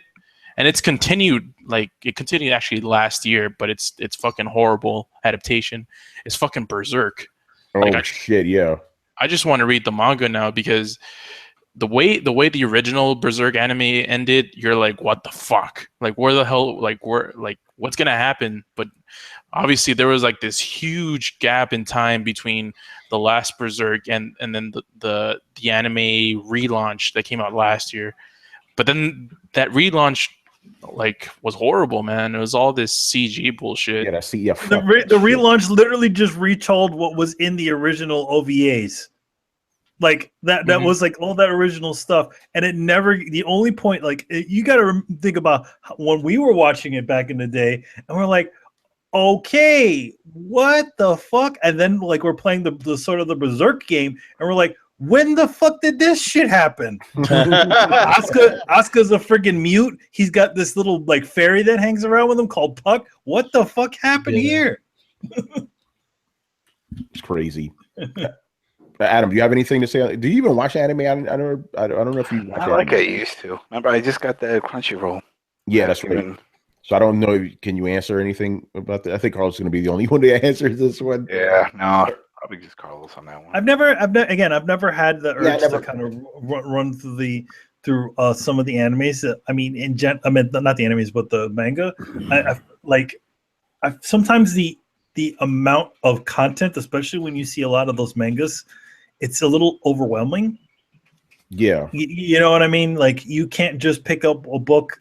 Like, you just have these piles. Like, my girlfriend's got the whole collection of Full Metal Alchemist there. That's intimidating right there. You know? Yeah, I never had that. But with me, I guess the only thing that's close, even though it didn't piss me off because I liked the movie, I saw the, Akira movie. I liked it. And then when I read the manga, I'm like, it was literally like, oh shit, I just saw the top of the iceberg with this motherfucker. Look at all this. It just goes on and on, but yeah, I never went, oh fuck, I want to read the manga now. I'm not the only manga I've ever read in my entire life are Akira and fucking Dragon Ball Z up to the Cell Saga and the Boo Saga too. But I didn't read, I'm gonna be honest, I kind of downloaded the Boo Saga. Just being honest. Yo, man, Akira Toriyama's gonna come into your house. Hey, but I bought them all up until actually no, I bought them all up to the up to the Frieza Saga because it was Viz putting them out at that point. Remember, Manny, you were helping me pick those up every month. They stopped right at the Frieza Saga, and then they just put them out in those little books and shit. I'm like, come on, man, I want the big books. You know? Well, yeah, because they were putting them put out like how the issues, Japanese have the like mangas all stacked. Yeah. Come on, I want the big comic book. You know. Anyway, next questions are from Mr. Killax 214 back in the house. All right, just to get this out of the way, he asked us which comic book would we like to see turn into a movie, but we've answered this before. So just go back to that episode and you can see all our answers. You know, so his first question is Iron Man versus Batman. Who would win in a fight? Iron Man versus Batman. Iron Man will just shoot him with one of his fucking laser shit. This is Batman, though. Yeah, you know? I mean, Batman we've had a question about Batman versus Superman. I mean, Superman technically should be able to kill everything in the DC universe. Yeah. I'm going with Batman on this one. He'll outsmart him. He's smarter than Tony Stark, man. Like, he'll get him, you know? Yeah, Tony Stark is too arrogant. You know? Yeah, that's what the problem is. He'll think he's beating him and then he'll just walk away like, I beat him. And also we have evidence of this because if you watch Civil War and watch the fight at the end, who bested him. Yep, that's true. Yeah. Captain America. Yep. And remember, if you guys go back to JLA versus Avengers, Captain America and Batman fought to a standstill. As a matter of fact, they fought each other for like maybe 3 minutes and they're like, none of us are going to win this. Let's just find out who's really behind all this shit. Let them fight. Let them fight. Like you let them guys fight, you know. So well, you know, because Cap is a smart tactical guy, so he'll eventually figure out. He's not like Superman who'll just kind of bust walls down. Yeah, Captain America was like, "Fuck, I can't beat this guy," and Batman was like, "I can't beat this guy either. We evenly matched." You know, Tony Stark, he can't fight. He doesn't know. Captain America trained him, right? But he's still not on that level, you know. Right. So, and Batman smart him. He'll probably throw him a fucking batarang that'll like EMP batarang. It's over, you know. Yeah, Batman. Does anybody object to that? No, I don't think it'll be wrong. No. All right. Next question. Do you think this is a funny one? Do you think this year Warner Brothers DC movies will be better than last year, or will it be worse than the last two? I like Fan of Vash's answer. He goes, "This year's going to be better just because they got the Lego Batman movie." Oh, it was good, by the way. I saw it. And it's probably the best of the DC movies as of late, which is sad to say. Which is, my thing is like okay, I want to say they're going to be better because you can't get any lower than Suicide Squad and Batman vs Superman, but I don't trust Warner Brothers at this point. Listen, Justice League and Wonder Woman could be fucking even worse trash. If you're paying attention to even the bullshit that's going on with that new Batman film, that's not sounding good. No, that movie's not coming out this year, obviously, but yeah, it paints a picture of what's going on behind the entire studio. You know. No. My man Ben is like, I don't want to be Batman no more. So what's going on that you don't want to be Batman no more? Yeah, something's going on. So I don't trust Justice League. Yeah. Well, there might be stuff going on because Live by Night did horribly, and that was like, you know, Warner Brothers gives their directors their pet projects, so that was his movie. So it bombed, right? So there was rumblings that they weren't happy about it, and they were rethinking some things, especially with DCU. He may not have been happy about that because, not only did he walk away from directing, he wants to walk away from being Batman now. Yeah, think about that. This shit is crazy. Yeah, you know. But yeah, this year again, I don't know, man. It could be better, but it could be worse. Yeah, I don't know about you because you said that it couldn't get any worse than Batman v Superman. And fucking Suicide Squad, you know. Fuck Suicide Squad, man. That's the worst, man. So for you, it'll be better, right? Like I said, I couldn't think they could get worse, but they might. I'm not interested in any of their films. I'm at the end of it. I'm done. I mean, to be honest, it was like, you know, I didn't care that much for Man of Steel, and it's just all been downhill after that. So it's only going to get worse, in my opinion.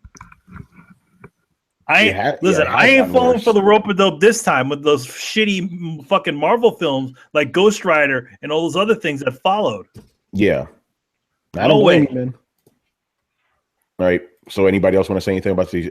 Is this year going to be better than last? I don't think so. I think slightly. I think by proxy because they're now trying to copy Marvel. So while that is not advisable because I don't think they can do it, at least that will be some improvement over the environment they've created now. Oh man. You know, not to mention that The Killing Joke came out last year. Oh, but that is that's not one. Yeah, I mean that's not part of the DC whatever, but oh man. Ooh, that was bad. Yeah, they fucked that up. Yeah. All right. And the last question here for Mr. Killax.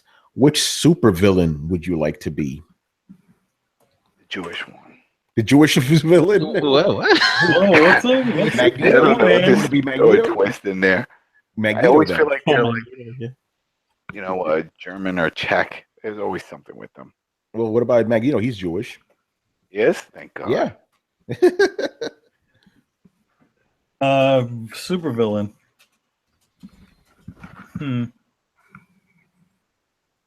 Dr. Doom. Yeah, Dr. Doom looks fun. Doom.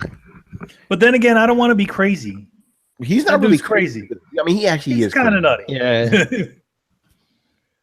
The only one I could think, I don't know why I'm thinking about this. I want to be Deathstroke the Terminator. That guy looks cool.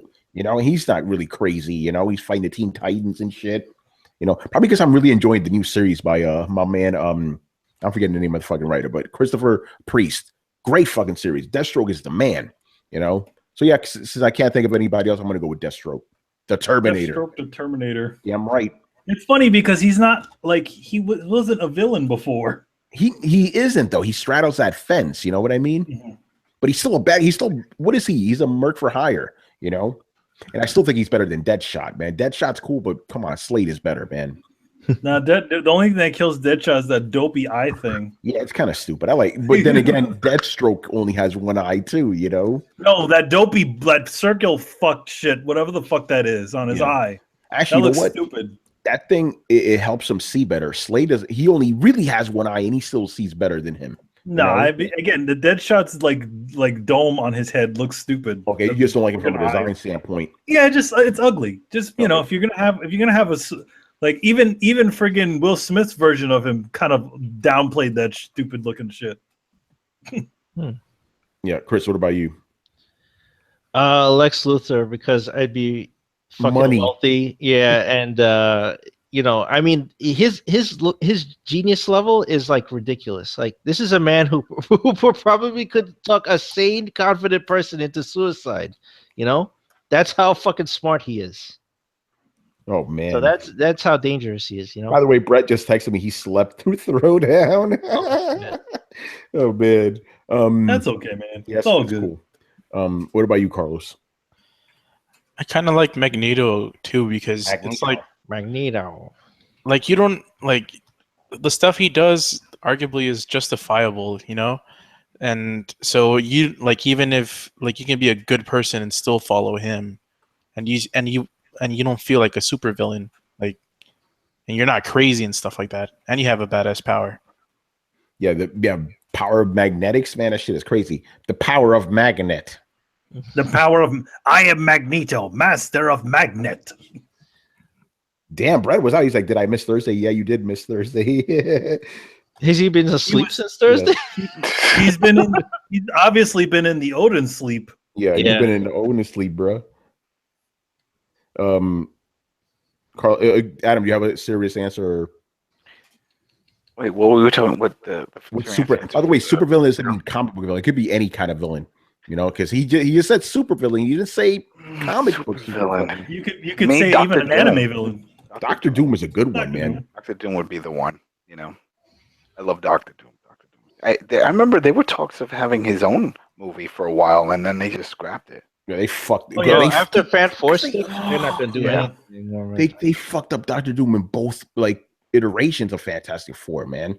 That's like one of the greatest villains of all time. You fucked that up, you know. Greatest villains of all time. Yeah, the greatest criminal mind. Yeah, it could be Gene Hackman, Lex Luthor. You could be him. Or Kevin Spacey, Lex Luthor. Yeah, and, I want to be Tom Clancy, Lex Luthor. You know, the black one. Oh shit! He looked black to me. I'm sorry. You know, he's supposed to look like Telly Savalas. Tom Clancy. It's not Tom Clancy. Clancy Brown. Clancy my Brown. bad. Yeah, my bad. I fucked up. I was Tom gonna say Clancy. Tom Clancy. Yeah, Clancy Brown. Yeah, that version of Lex Luthor. You could say That's Zim. what I think of. You know, You could say Zim. Smallville Lex Luthor, probably the best one. Who, him? Really? I don't Yeah. know. yeah, Flash. Better than- Clancy Brown, man. Well, That's- better than the movie ones. I didn't like any of the movie ones. Fuck. I Carlos, like. I think you're right. I'm thinking about it. That Lex Luthor from Smallville was better than any of the movie ones. Holy shit! But he wasn't bad though. He was a really good Lex Luthor. He was just young Lex Luthor. Can I tell you something, Tony? Yeah. There hasn't been a good Superman movie. Oh, I just said it. Nah, that's bullshit though. No, Superman 2 is true. No, never mind. Come on, bro. No, man. The original one is the best. Man, bro. Come on. Nah, You're the trolling The right now. Richard You're Donner trolling. one, man. I don't know. trolling. I watched the first one again, and it's corny as fuck. Yeah, that movie's classic, bro. Shut the fuck up. The best thing about it is the soundtrack. Like, okay, I'll give you that the last half is corny, but even the beginning is crazy. Like with Krypton and the whole origin, that thing is like I saw that like a couple years ago. I'm like, damn, this shit Krypton? still holds up. Yeah, that thing was Krypton. Krypton, the planet Krypton. That thing was epic as shit. And then like the whole origin story of Clark coming up in the farm, I was like, damn, this is good. Yeah, that was pretty good. And then then they get to Metropolis and it gets corny, but Saving yeah. cats and shit. Yeah. And the spinning Earth shit. Spinning you know. around. No, Christopher Reeve is still the fucking man. You know, He will always be Superman. hell yeah, dude. All right, let's move on here, Mr. Gary Swaby. Some questions, some controversial questions in here too. Hold on, what's Brett saying? Why didn't you say anything, man? I'm still. It's getting no. Get the fuck on, bro.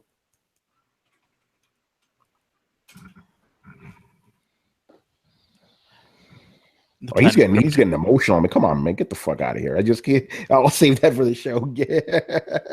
All right.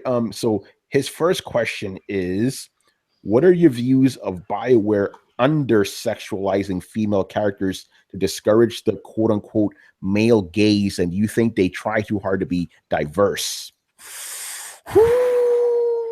This is based off of a conversation me, Gary, and Torrance were having the other day. So basically, if you looked at the women in the new Mass Effect Andromeda, they all look not that good compared to the women of previous games. Meanwhile, the male actors look exactly the same. So, do you think Bioware's purposely making them look ugly? The thing is, I definitely think. I mean, I would say the biggest problem is variety in these sorts of games. So I'm talking about like you have ugly looking characters. You also have, like very attractive looking characters, just kind of like the real world is. But I feel like that they're taking it too far in one direction and not the other. Why not go down the middle where you have characters that don't look great? You have some characters that do look great. That's just the way the things are. But also at the same time, I have to bring up the fact that this is also a digital fantasy that we're talking about. It still has to be appeal. Are people really looking for characters that just don't look attractive? Can't they just make a character that doesn't look attractive? Do people want to play a character that doesn't exactly look attractive? To be honest, when I look at a video game, I don't exactly see myself as these characters. Yes, I can put myself in the Mass Effect games, but that's just a fun little thing I can do. But I don't really like when I'm playing Snake, I'm not saying to myself, oh my God, fucking Snake does not look like me. Who gives a shit if Snake looks like care. Yeah, you're playing the role. You're playing the role of these characters on the screen. It doesn't matter if they look like you. You're in this fantasy world. If you really wanted to be yourself in the video game, then be yourself in the video game and put yourself in there, which Mass Effect allows you to do.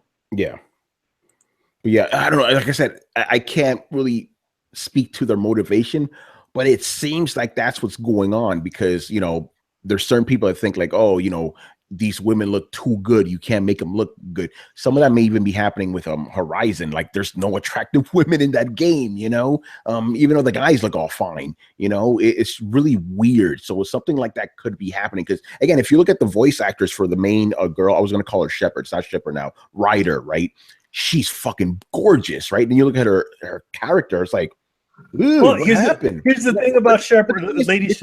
Yeah, go ahead. Here's the thing about female Shepard. You can make her look as good as the Yeah, as you the can. lady. Yeah, and you could do this with Ryder too. You can make her look good, you know. But the male, you know, again, the male version, the male Ryder, he looks exactly the same as the actor. Good-looking guy, you know. So I'm like, isn't that interesting? Why'd you make the girl ugly, but made the guy look okay? You know. And again, Mass Effect, they get facial actors for a reason, you know. Like, hey, we got to model you. You know, we're going to model your face after this character, or model the character after your face, and they're not doing it with any of these female characters. The guy that got to play Shepard, though, he didn't look exactly like Shepard. Like they had like that they based it off of that one supermodel guy. But that's my point, though. Like the girl who is the model for this female version, it's not the same voice actress, right? The character model doesn't look like her. That's my point. But the male character looks exactly like himself.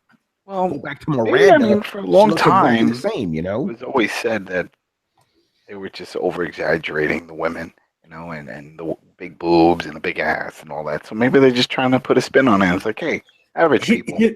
Here's the thing. Obviously, you're trying to go for average people, but if you do see like it's happening across the board, that means that they're just going for that other direction because it's just the opposite direction, rather than trying to show a variety of different types of body types. They're all just saying everybody is ugly. Yeah, but they're not everybody's ugly. You walk down the street, you see obviously the attractive people do stand out to you, but there are other people that just look normal, and then there's just people that look just plain ugly. Yeah, exactly. So, I mean, if you're gonna go down that road where you're gonna say fucking diversity, then do fucking diversity. Don't go and say, okay, now everybody is blanketly plain. Yeah, exactly. It's a great point. But again, what is the point of hiring an actor for their face specifically and then not even bothering to make their face look exactly like that? Also, you know, it could also be just that that person without any makeup on. Oh shit! maybe they're not actually ugly at all. Maybe the fact that they just put a lot of makeup on in real life and they're not doing that in the game. It's like we can use that.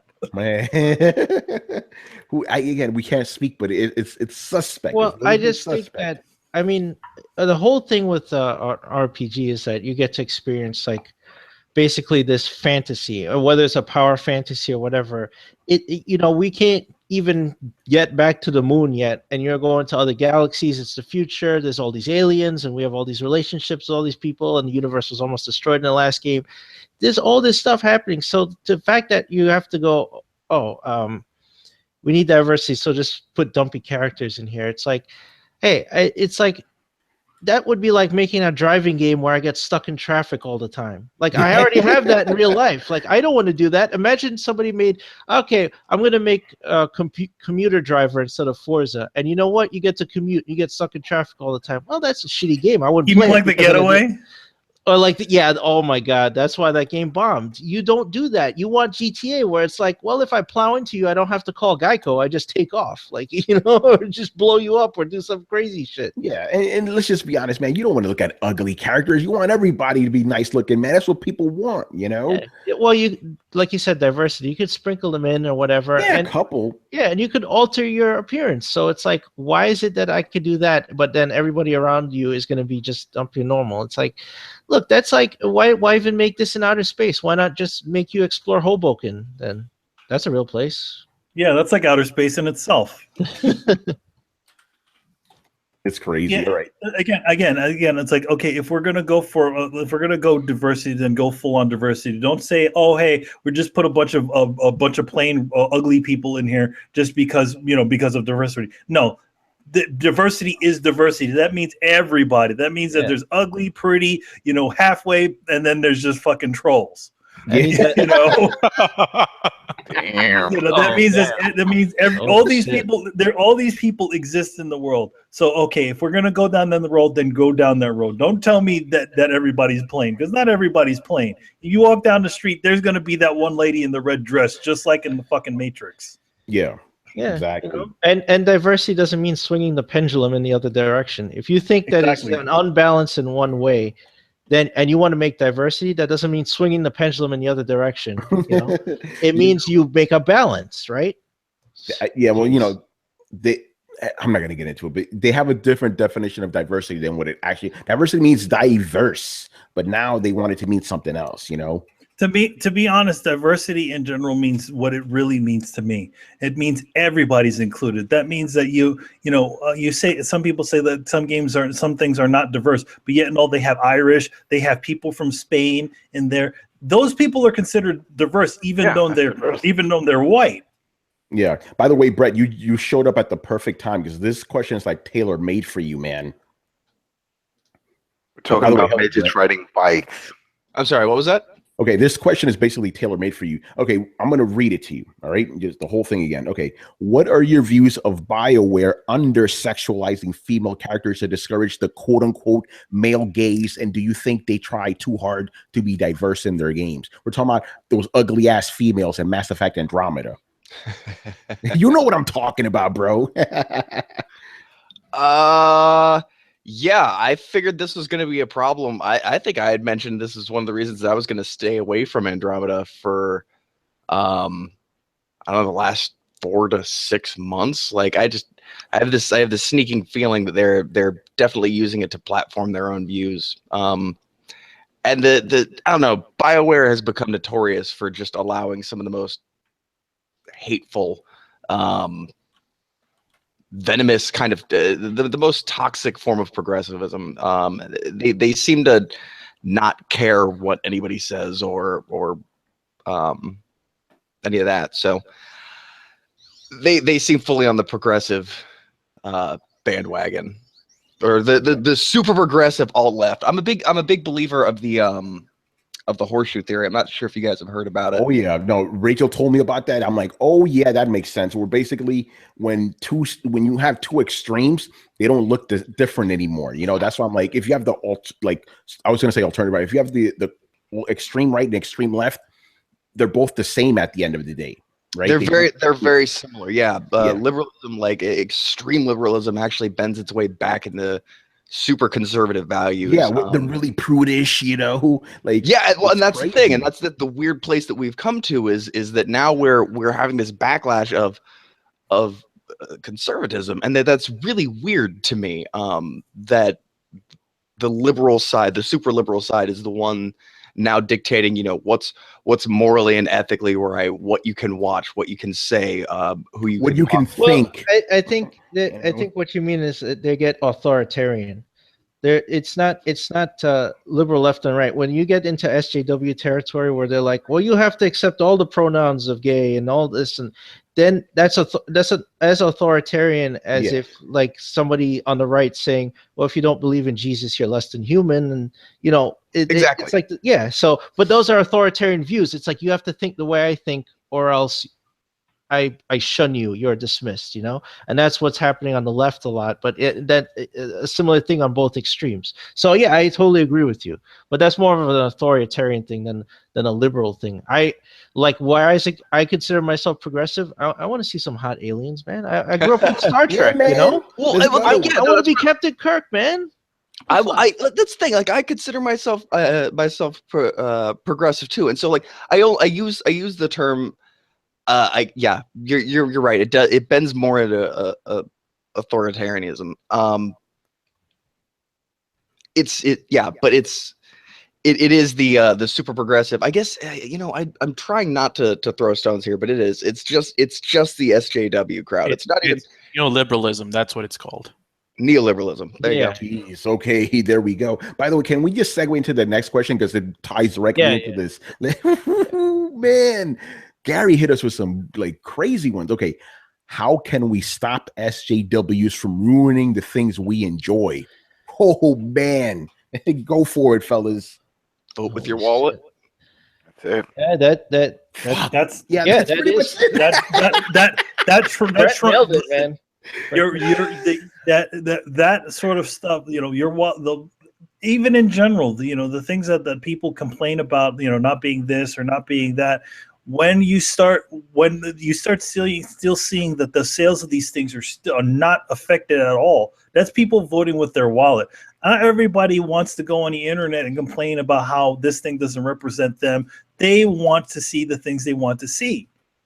And I mean, to be honest, and a lot of people would say, "Oh, these people are just what's wrong with the industry. It's like, no, it's because these things are entertainment. Yeah, And I'm going to jump in on that real quick, Manny. Perfect segue. I haven't talked about this yet, right? Very good explanation of all this, right? What Brett just said, the whole board your wallet. We all know what's been going on with Marvel Comics lately, right? They've gone into this super left leaning thing, right? Where it's like everything has to be diverse. They push all these social politics in your face. You know, we've talked about this on Throwdown many times. Marvel has gone down that road. Guess what's happening in fucking this fall? They said they're going back to basics. Wonder why? Probably because their fucking books aren't selling. They said they're going to cut down the politics. They're not going to have any more of that stuff. As a matter of fact, X-Men are going back to being X-Men again, being superheroes again, right? They said all the political stuff, we're not going to talk about that right now. We're going to go back to basics superhero books. And they're just saying, oh yeah, because you know that's what you know we pushed it too far. Yeah, you fucking did. But we've been saying that from the beginning. It's like, look, and this is the same problem as I mentioned before. Diversity doesn't mean swinging the pendulum all the way in the other direction. It's like, let's make every character a woman. It's like, but that's not diverse. Like, you add characters, you don't switch them. It's like, let's kill the Hulk, and now this, you know, She-Hulk is the Hulk, and Thor, no, you're fired. Now Jane Foster's Thor, and then Iron Man. It's okay. And I was like, what the fuck is going on? But then you can't say like, oh, this is diversity. No, you're just swinging the pendulum in the other direction.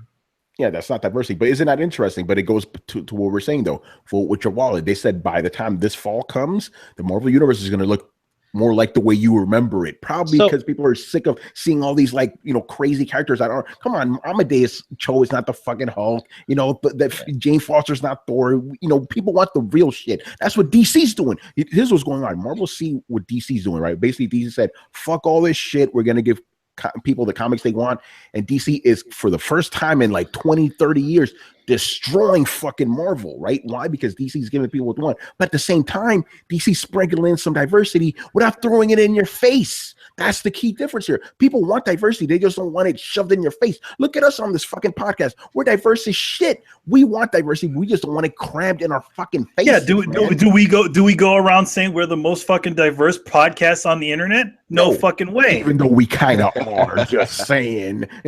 You know, come on, man. You got this shit needs to be natural. Marvel didn't learn that lesson. DC's finally learning it. So yeah, you've always drawn. So how do you stop all this shit? Don't fucking buy it. You know, just don't buy this shit. It's simple as that. You know, Brett's not buying Mass Effect Andromeda because he feels that way. That's perfectly fine. You know, that's how you fight him. The thing about it, I think a lot of companies tend to let the social networking side of things somehow affect the way they try to sell things. But you got to also realize of all the people that are complaining on the internet, those are the people that are not buying these things. All they're doing is just seeing the certain things that they find culturally wrong and commenting on it.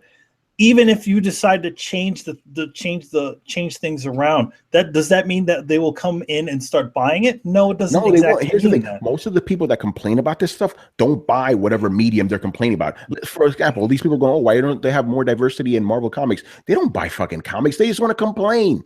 You know, they want a virtue signal. That's what they want to do. They're not going to start. And like I'm actually really glad you brought that up. I have in the last week talked to two separate people who are not even huge like comic book nerds. They're, you know, I don't want to say they're just regular Joes, because let's be honest, your average everyday guy doesn't read much comic books, but you know, people who are very kind of, you know, layman into the Cape and Cowl universe. I've had twice in the last week where people have been like, yeah, I'm just not feeling Marvel books lately. Like, I'm not sure what happened, but you know, I'm kind of a DC man now. And that shocked me, because as Tony said, like, normally Marvel is just wiping the floor with DC, and to hear people say like, yeah, I've moved away from Marvel, but DC's doing some really good stories. To see that bleed down into the casual fan, who's not even aware of a lot of these politics kind of thing. They just know that they don't like Marvel's books so much anymore. Like, once it's reached that point of saturation, like, I think you've hit a tipping point. No, dude, I didn't even know about that, but that makes perfect sense. Think about it like this. I'm just talking about me personally, right? And Manny and Chris, you guys can vouch for this. I've always been a Marvel guy, day one. Yeah. Yeah. I'm fucking with DC now. I'm like, I've been buying DC stuff, and now they finally have one trade paperback. I've been reading them for like since last April, and I have loved every second of it. DC, and then I'm reading the Marvel shit. I'm like, what the fuck happened to these books? Even the books that aren't overtly like in your face, like liberal and shit, they're so fucking boring. Nothing happens in these books. Manny, I know you work for Marvel, but I'm just being honest right now. Nothing happens in these fucking books. You read 8 issues, like, what the fuck? You read 1 issue from you're like, oh my god, this is nuts. You know why? Because Manny, you explain this to me. When comic books need to be written a certain way, it's very over the top, very dramatic, right? And Marvel's doing these very subdued books. You don't do shit like that. You need comic book shit, man. This is just a blanket, and I'm not singling any specific people out, but I feel like a lot of people are trying to do something along the kin of like a Vertigo book, or trying to do these books, obviously, that try to say certain things socially. But the thing is that that's not what people expect from mainstream comics. People expect that people want to read, especially when it comes for like Marvel books. You kind of expect that certain level of like over the topness, and then interjected with a little bit of reality. That's why the original Spider-Man worked. It's like he had this big old science fiction story, but with this grounding factor of Peter Parker in it. Well, I think that's the union with a lot of the original Marvel characters. They were socially conscious, but they weren't socially conscious to the point where they're smacking you in the face with this stuff. Yeah, go ahead, Brad. I want to say, a lot of it does come down to the writing. Like, I'm not sure if any of you guys have checked out the new Flintstones comic, but it is, and I say this in all seriousness, amazing. And that's a DC book, by the way. Just put it out there. It's a DC book. They took the Flintstones and changed it into a dramatic comic with like deep philosophy, like about mankind, our place in the universe, how we treat each other. Like it's legitimately excerpts from the comic have given me chills. It seems like it's one of the better written books in like. Also, you look at something like Archie too. Archie right now is very good. I mean, obviously they still have a TV show now. They turned that into like a spooky, like a horror thing. But at the same time, if you look at the stuff that Archie Comics is doing, they not only have, you can go read your classic Betty and Veronica and read those kind of just middle of the road stories from the what Archie is known for. Or you could read their other books where they like fucking fighting zombies, like they kill off the whole cast, all kinds of other crazy stuff. And that's the sort of things that you need to kind of have fun with. And I think for a lot of the Marvel books, I feel like the fun factor part of it has kind of left. It's not there, man. We're not. I feel like obviously if you want to say something social, you can say something social, but it still has to feel like. I just feel like for people, it just needs to also be that level where it's still fun. You can't be smacking people in the face about all this stuff. Nobody likes to be told that they're the enemy or anything like that. And I feel like when you start having books that are saying that they're socially conscious and then also incriminating people or saying people are wrong for doing the way things they are, that's not the way it should be. We should have these. Why does the original X-Men work? Because obviously it's an allegory for civil rights and all of that sort of stuff. But that's why it works, because it also lets you, not only reading this comic, you're like, oh, okay, they're fighting science fiction stuff, but they're also being socially conscious without smacking you in the face with it. That, I think, is a more successful direction of that sort of thing. Yeah, and the problem is now Marvel is taking the social stuff and getting rid of the superhero aspect. It's like the superhero aspect is the reason people came here. Here's the thing. Some people go, oh, get politics out of my comics. That's stupid. Politics have always been in comics.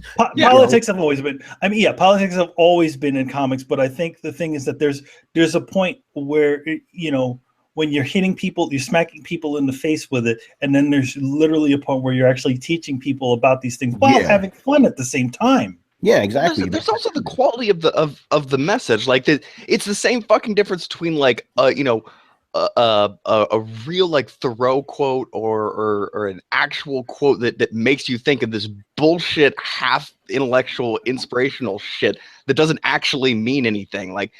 And I'm not really a big Facebook person, but like you take a look at Facebook for half a second and you'll see these weird fucking inspirational quotes. The second you think about it, it doesn't mean anything. It just it's there to seem profound. And that's kind of what I feel like Marvel's doing right now. And that's kind of why I brought up the Flintstones. Like if you could take the Flintstones and turn it into something that legitimately makes you think, then Marvel has no reason for taking a concept or a premise as deep as the X-Men, like Manny just pointed out, and not fucking doing anything with it.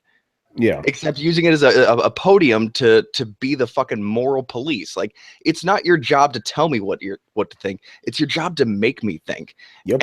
And somewhere along the way, the editors lost sight of that, and they've just been out. They've just been letting this trash writing flow through. Like, look, if you want to give me good politics, if you want to make me think real firmly about the way the world works, I am really happy about that. I am refreshed by a unique point of view. But like these guys just said, when it's not that, when it's just, hey, you're a bad guy and here's why, it's not making you think. It's just pandering. It's not good writing anymore. Yeah, 100% right. So and I don't want to let Marvel off the hook. Like I don't want to say like, oh, it's just because they're being too political. They're focusing on their message to the lost my word. They're just focusing on the message they're trying to force down people's throats, and forgetting the fact that they need to make comics first. Exactly. DC make a story that's fun comic. Yeah, exactly. That's the thing. My thing is okay, Marvel isn't shoving this shit as much in your face as if you read all their books, which I have, it's not overtly bad. My main problem is the books are fucking boring. Nothing happens. You could read 10 fucking issues and you're like, when is this gonna pick up? Jesus, let's go. The other thing is, and this is, I don't know about the inner goings on at Marvel, but it could also mean that they might not be trying to push things too far for the plain fact of the movies, because their movies are, let's just be honest, is the most profitable part of the company.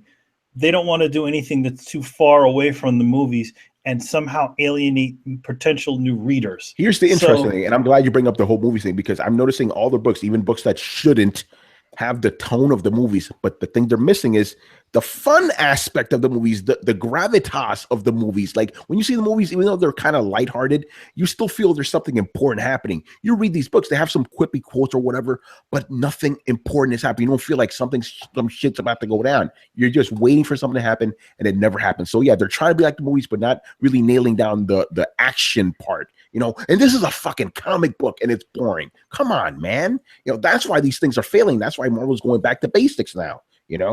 Yeah, so, something has been lost in when they tried to do topical issues. Like, think about how Marvel used to work in topics like terminal disease or alcoholism. Demon in a Bottle is a perfect example. Yeah. They wrapped a superhero story in with a vice that and put Tony Stark in this horrible position. He's dealing with this real life problem. At the same time, he has all these responsibilities, and they hamper that, right? So there's consequences. People die. He loses his business. All this stuff. That's an organic story, right? Nothing is hammering you in the face. They're talking about something very topical, something that affects many, many people, without shoehorning anything in or ripping out other characters or changing them, right? Yeah. So you're right about that, because Marvel's always, think about it like this. Let's go back old school, right? The legacy virus, right? The legacy virus is pretty much Marvel's version, is mutant AIDS, basically, right? If you get the legacy virus, your mutant genes will just go out of control and kill you, right? But it was wrapped up in a bunch of other shit, strife coming in from the future, apocalypse, all this other entertaining shit. But it was still a story about AIDS, just hidden, right? Marvel, they don't hide shit now. Now she's like, oh yeah, it's about immigrants coming into the country. It's like, really? Are they like supervillains or something? No, they're just, the bad guys are the Minutemen. It's like, okay, like, well, really? Like, this is a comic book. Amp it up at least, It's bullshit. Anyway, I don't want to talk about Marvel anymore. Let's. I think yeah. I think in general, successful like sci-fi writing and stuff like that, fantasy writing, has a bit of an air and is a little bit social at the same time. Yeah, of But course. it's not to the point where, you know, it's a little socially conscious, but it's not to the point where it beats everybody over the head whether people should do this or not. Why is a book like 1984 work so well? It's a warning, but it's also uses the political the things that have happened in the past as a warning. Obviously, it has to do with communism and all that other stuff, right? It's a warning because of all that, of all that stuff of government controlling your life. Yeah, but it's also a really cool dystopian type of future story. Exactly. It's also a really cool dystopian type of future that, you know, that again, if you're not that sensitive about that stuff, you could probably just read it as a crazy, you know, dystopian future story, or you could read into a little bit more and say, oh wait, that's what they're saying. Yeah, exactly. There's a love story in there. Yeah, that's right. At its core, there is a love story in there. Love story. It works on a lot of levels, but with Marvel, they seem to have forgotten all that. You know, it's a damn shame. And whatever. Anyway, let's move on here. Last question from Mr. Gary Swaby. What are your views on Kickstarter games, and have any of you funded any that have lived up to everything that was promised? I can say I Kickstarter a game and it didn't live up to my expectations at all. Mighty Number 9. So I'm gonna go no to that. Kickstarter games in general, the premise is good, but there's been a lot of fuck ups, man. So I'm worried. Cards Against Humanity. Cards Against Humanity. That was one. There, I've only did a couple things. Like I only mostly I kind of look into these sorts of things a little bit more to see which ones. I mean, obviously, I did send money to Mighty Number 9. I wasn't exactly disappointed with it, but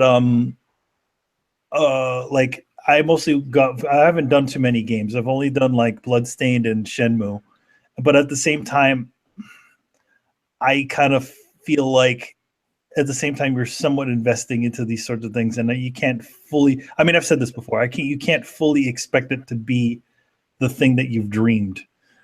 And I feel like what happens with a lot of these Kickstarter campaigns is that people get a little bit too overzealous when it comes to them.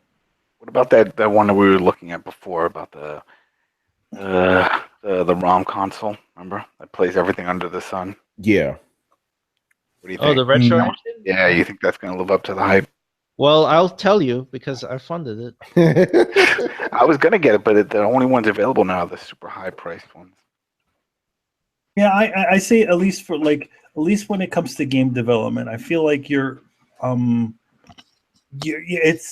a little bit your investment. It's almost like a weird sort of pre-order system. It's almost like that, where it's like you're putting on the idea that this thing might be something decent, and sometimes it's not decent. Sometimes you don't even get the product. Yeah. So it'll happen, but that's the sort of thing when you decide it's like when you pre-order a game and then you finally get the game and it's not really that as good as you thought it was. That's the sort of position you sort of put yourself in. The only difference is that now you're paying, you know, a bunch of money for like additional extras. Like, hey, look, it comes with a bunch of T-shirts and art books and bullshit. Yeah. Anybody else got anything to say about Kickstarter games? We've talked about them so much. I have nothing else to say, really. Yeah, you know? I mean, is that even relevant anymore? Like, I don't remember. Yeah, that's doing it, but I don't think they're doing it like they used to. Because I think so many people. I think because of all the fuck ups, people just they don't advertise them as much. This stuff. I mean, I'm sure plenty of people are waiting for Shenmue 3. That basically got crowdfunded. I mean, it had investors, but the test was the crowdfunding. I'm still waiting on Ukulele. I backed that. I don't, and that's coming soon. That's coming very soon. Yo, after Mighty Number 9, I didn't back any of those fucking games anymore. I'm like, nope, fuck this shit. I just put it. Really, I just blame Kenji Inafune. If anything else he does, I will never back or support him again. He has burned any. Oh, Bloodstained. I'm waiting for Bloodstained. You know, I'm waiting for Bloodstained. I'm waiting for Ukulele. So I funded those. I'm waiting on the retro engine, but that's hardware really. So we'll see how that goes. Yeah, right. All right. moving on here. This isn't a question. I just had to throw it in there because it's pretty funny. So Goridi, he goes, I hope Adam's daughter grows up to be a paleontologist. And then he'll be like, no, this isn't how I raised you. Dinosaurs are lame. It's not that dinosaurs are, see, that's the thing. It's like people think I just hate dinosaurs. I don't. I like dinosaurs. I just don't want them in games. What? Come on, man. Turok, man. Come on. One of those things that just, Turok different. It's the whole caveman shit. I'm not into it. Again, it's like saying I like bacon, but I don't want it on a cheeseburger. Oh, no. I love bacon and cheese. We're not going to get into that again, but that was a great analogy. I just like giving Adam a hard time. Listen. The thing is that I can understand a little bit where Adam came from. Like I don't hate dinosaurs, but I was never really that into them as a kid. You know? Yo, I'm gonna tell you guys a story. Remember that zoo books they had with the dinosaurs in it? I stole that shit when I was a kid from school. I stole that shit. I'm like, nope, I wanted dinosaurs. See, for me, like I was always into like, I'm sure also for Adam too. We were more into like as kids. We were like more into like modern shit, like GI Joes and like and like I like that shit. I used to have a GI Joes against dinosaurs. Man, get out of here with that. Come on, dude. Each his own, but just think about it. It's just giant monsters. You got a T-Rex. You got a T-Rex, huge thing, big mouth, little hands. Okay, you got I just won't even want to go through it. It just doesn't do it. So were you watching Jurassic Park just going boom? No, see again, that's not in a game. That's a movie. That makes sense. I didn't like for me. Horizon has nothing to do with the dinosaurs. It just doesn't look like something I want to play. Well, you don't like open world games, so. I mean, I played Gravity Rush, and that was an open world game. It is, but it's like it's a Japanese open world game, which is not really open world. Nier is open world, and you're gonna play that. Nier is open world, but it's not really open world because he likes Japanese Metal Gear. Metal Gear is it's an open world that isn't really an open world. It's like there's a big difference between Japanese open world and Western open world. All right. Fuck am I? I just added another question. I actually do want to talk about it. I almost made a video about this, but no time. I was playing games. All right. Next playing a game. Yeah, man. All right. Next question. What's up, Manny? No, I mean this is unrelated, but I was going to say how many trophies did you get in Persona, by the way? I got 55%. That's not an easy game to get trophies in. So I was very happy I got that many. I probably could have got more if I just played the game. I didn't really look for shit, except for the ending. I'm like, how do I get the right ending? Because I'm not planning to play that game again, But yeah, that's not bad. All right, next, Mr. Seth. Okay, this is a what if scenario. Microsoft releases Scorpio announces Scorpio at this year's E3 for $500. Sony shows new footage / gameplay of The Last of Us 2, God of War, Death Stranding, Spider-Man, Final Fantasy VII Remake. Who wins E3? This is a very loaded question. Mm. That is Sony, man. He stacked it so Sony would. Yeah, but the thing is, Scorpio we know is coming. Last of Us 2, that's years away. No, but he's saying who's going to have a better show if Xbox announcing the Scorpio at $500 or Sony showing off all these games. The question, I love you, Seth, by the way, but it's a very, very stacked question, I mean, everybody's all about now. And if they show a bunch of games to PlayStation, that's great for the future, but now? If Sony goes, hey, Last of Us 2 is not coming this year, but if they announce God of War and Spider-Man coming this year, that would be huge. That would be big, But yeah, I'm gonna move on because I don't know what to say to that question. It's a trap. Yeah, it's a trap. It's a trap. Like fucking. Would $500 be a good price for the Scorpio? I mean, that's still that seems like about what I would expect. Yeah, maybe on the higher end because that is going to be Pro is like 400. Yeah. Well, remember the Scorpio is supposed to be like super ultra powerful. It's going to have all this shit in it. It sounds like it's $500 is actually asking for too little, Who knows? That's gonna be a difficult thing because a $600 price point on a console is you hit a psychological. What happened to Microsoft when they sold the Xbox One at $500? Huh?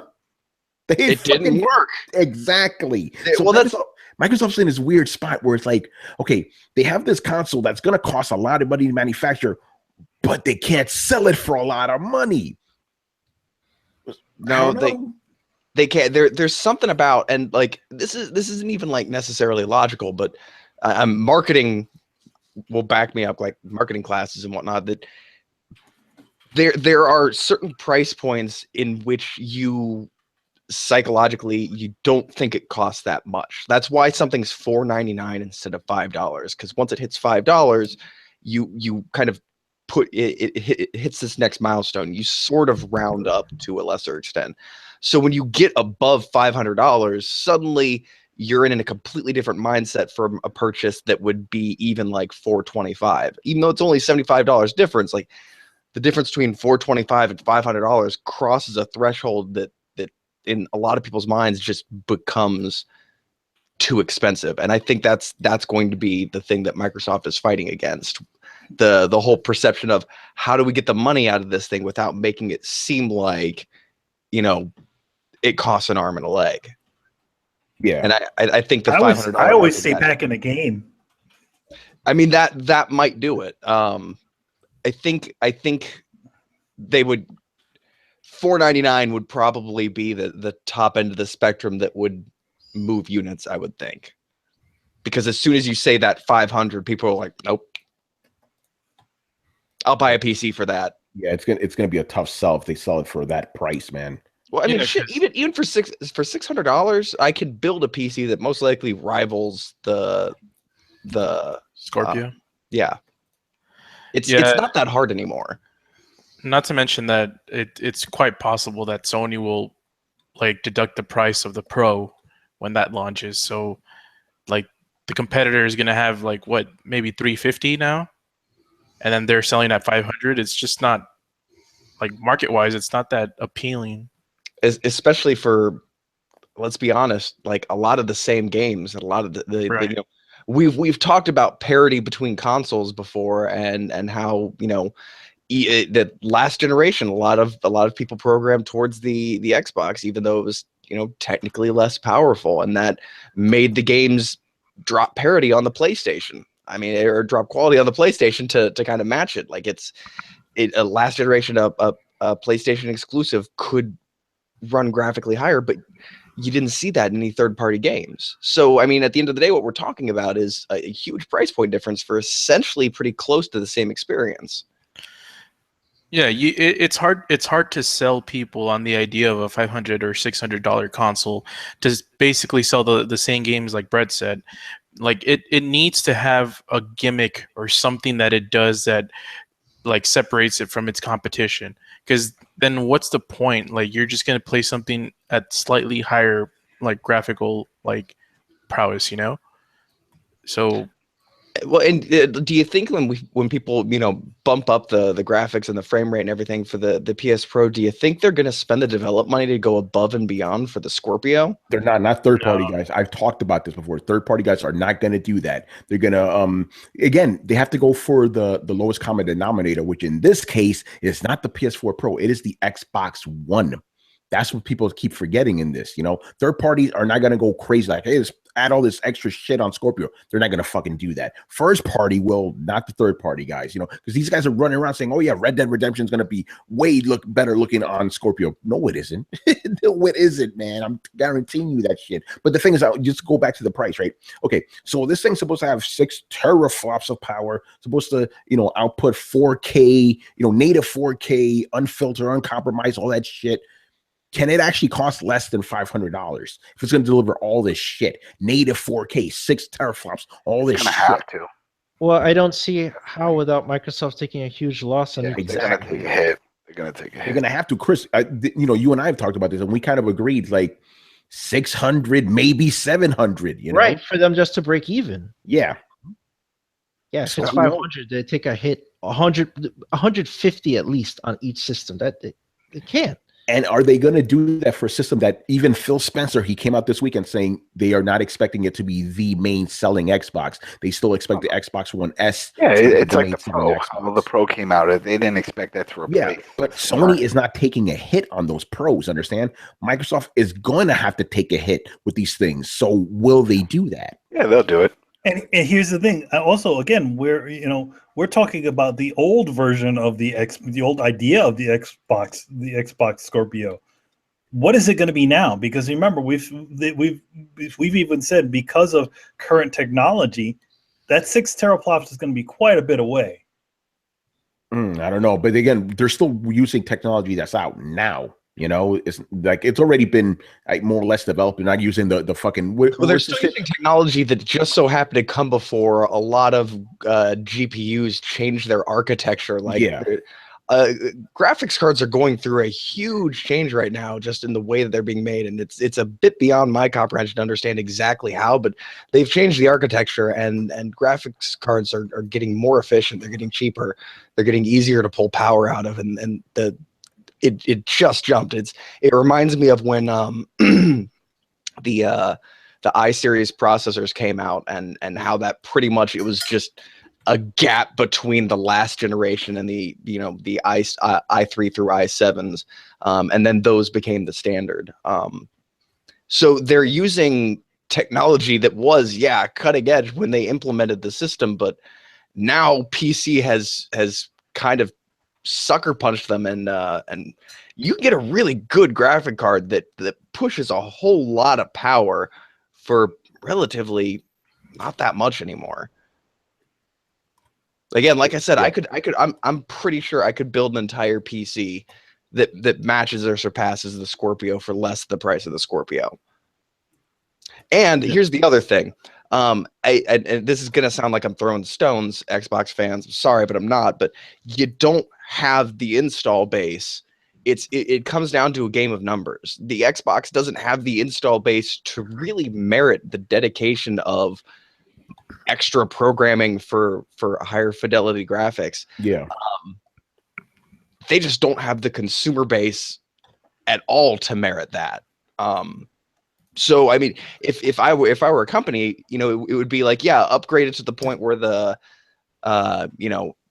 fidelity increases with the PS Pro, and then we'll port that same the same quality over to the Xbox Scorpio, and we're gonna fucking call it a day. And someone's like, well, don't we, we can work with 6 teraflops on the Scorpio. Shouldn't we add more graphics to that? And I would say, yeah, and pay a whole team of developers an extra 3 weeks salary when I don't fucking need to for something that doesn't have that big an install base. I'm not going to do it. It doesn't make sense. It's not financially sensible. And I'm glad you said that, by the way, because again, these fanboys are saying that every third-party game is going to look significantly better on fucking Scorpio. These guys are nuts. Where are they going to make their money back on that? Like that costs money, and there's just not enough Xbox unless. And here's the thing: if the Xbox Scorpio sold gangbusters and closed the gap between close the gap in the market share, I might believe it. But even Phil Spencer said it's not going to be the main Xbox. It's not going to be the main selling Xbox system. Like this isn't going to be the thing that's in everybody's living room. So I don't think that they're going to have the numbers to influence developers to put the extra time into that. It doesn't make sense, and it's not happened before. It didn't happen last generation with the PlayStation. It's not going to happen this generation, I don't think. Exactly. Especially with the specialty systems, especially with the non-basic high fidelity upgraded systems that are not their basic package. So yeah, you're right. They'll tailor everything to the Xbox One, because that'll be the lowest common denominator, and that'll get the game in the most people's hands. Yeah, no, because these guys run around saying, the PS4 Pro is going to hold back the Scorpio. No, it isn't. The Xbox One is going to hold back the Scorpio. Let's just be honest here. Even Xbox One exclusive games are still going to have to be able to play on the Xbox One, so they can't go too crazy. Well, yeah, but I mean, to a certain extent, because both systems now run at, the upgraded version runs at, here and here, they're still going to bump it up to the PS Pro, I think. Like, I do think there'll be the money there to say, when they say like, well, should we add a 60 frame, 60 FPS, higher graphical option, blah blah blah, for the upgraded systems, as a developer, you'd say like, well, yeah, I mean, push it up to the point where you can send one high quality version out of the game out, though, you know, one standard version, one high quality, and then you call it a day. So in that sense, yeah, I can see the PS Pro holding it back, but at the same time, like you say it like it's derogatory and it's an insult, and that it wasn't, the shoe wasn't on the other foot, you know, the last generation. Like, yeah, that's how it works. And I'm pretty sure if you go back to the old Throwdowns, we weren't being like, oh, damn you, Xbox, for ruining the quality of my PlayStation games. Like, no, it's always been a numbers game. It's always been about money. It's always been making about profit. These people are running a fucking business. It sucks, but that's the way that it is. I wish it were different. In a perfect world, it wouldn't be that way, but it is. People make video games to make money. And make sure to set your expectations low for the Scorpio, because like what Brett said, the thing about what the Scorpio is going to do is just probably increase the frame rate and have a higher native like the native resolution, where it's going to render at a higher resolution. It's the freaking blueprint and the rubric for games is still going to be the lowest common denominator, which is Xbox One and PS4 Slim. Like they're not gonna, Fallout is not gonna have more items in its world and more levels and dungeons in its world because it's gonna be on Scorpio. They're just not gonna do that. They're gonna make sure that it works for the Xbox One and the PS4 Slim, and they're gonna try to make that look a little bit better for the Scorpio and the PS4 Pro. Yeah. And that's just the frame rate boost. They might do unlocked frame rates. Or they might do the checkerboard rendering or the sparse rendering, whatever the fuck they're calling now. So yeah, sparse rendering, yeah, their version of it. All right, let's move on. This is like a sparse checkerboards. Yeah, this is a question we just got now, but it's related to this kind of very interesting.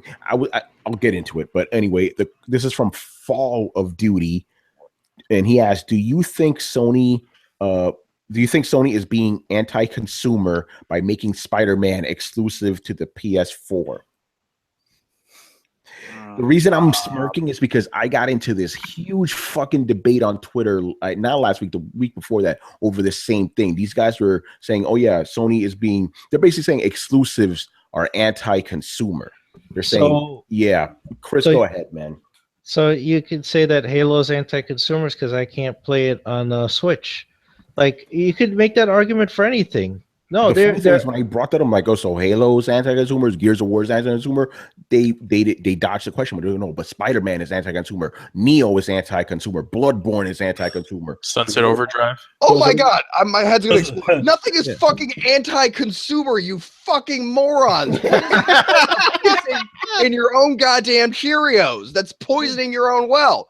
Yeah. What company is like, I hate money, I hate customers, I'm going to go ahead and drive as many of them away as possible? Like, oh, well, Nintendo's kind of following that, but go on. Yeah. Well, okay, yeah, it's shockingly enough. Yeah, Nintendo wins. I wouldn't have thought just a second ago you would be able to give me an example. Nintendo is blatantly like, fuck you guys. God. But nobody's saying they'll be like, I hate money and I hate customers. You might be saying, I'm not going to feed my competition, but that's not being anti-consumer. That's being anti the other guys. Let me explain to you what they were saying. They're saying that they're being anti-consumer because they are forcing people to buy a system to play this game. And I'm like, they're not forcing you to do shit.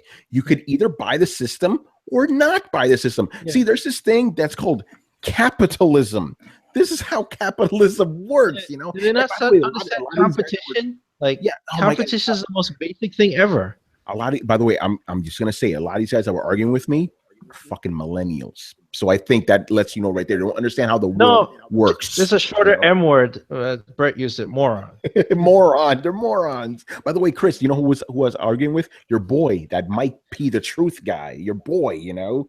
He was the one saying, oh, it's anti-consumer. They're forcing me. They're not forcing you to do shit. You know, and he's like, oh, but what about choices? We want choices. I'm like, yeah, you have a choice to buy this fucking console or not. There's your choice. You know, and then I asked him, like, wait a minute. So let's say PS4 and Xbox have the exact same games.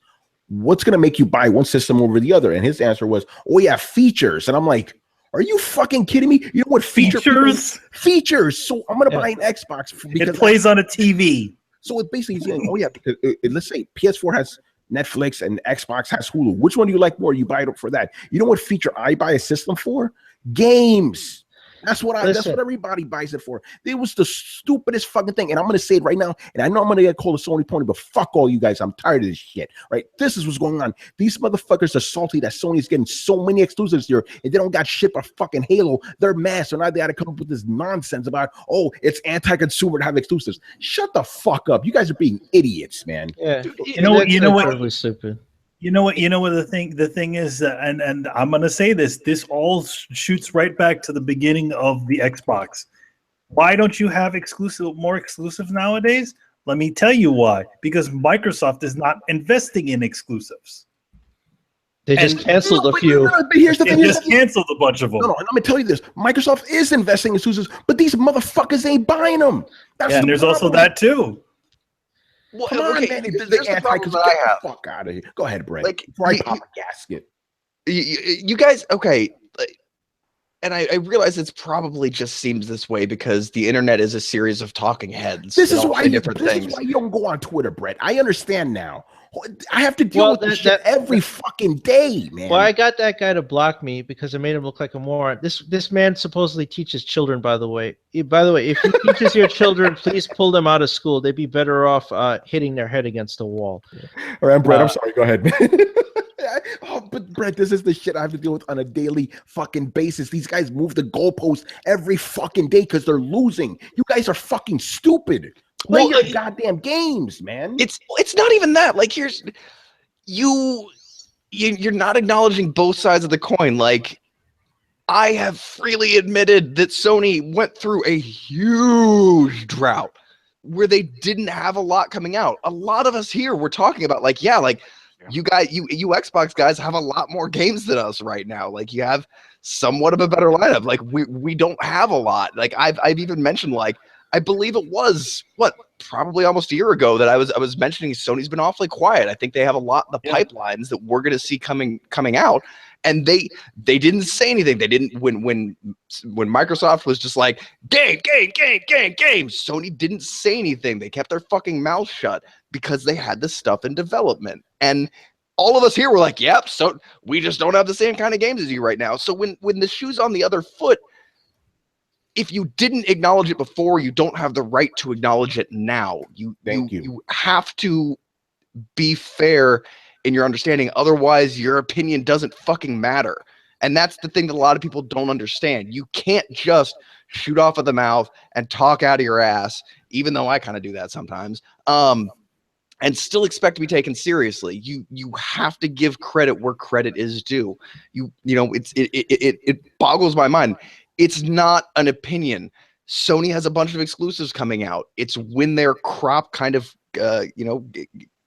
came to bear fruit. It's just the way that it is. It doesn't mean you need to get salty about it. It doesn't mean you need to talk about it like it's going to change the game industry or ruin things. Or now, people are anti-consumerism or they're trying to ruin the game industry or any of this other shit. It's just, hey, look, a bunch of Sony games happen to be coming out of development right now. A bunch of Microsoft games came out of development before. Microsoft isn't investing as much. They're canceling a bunch of games.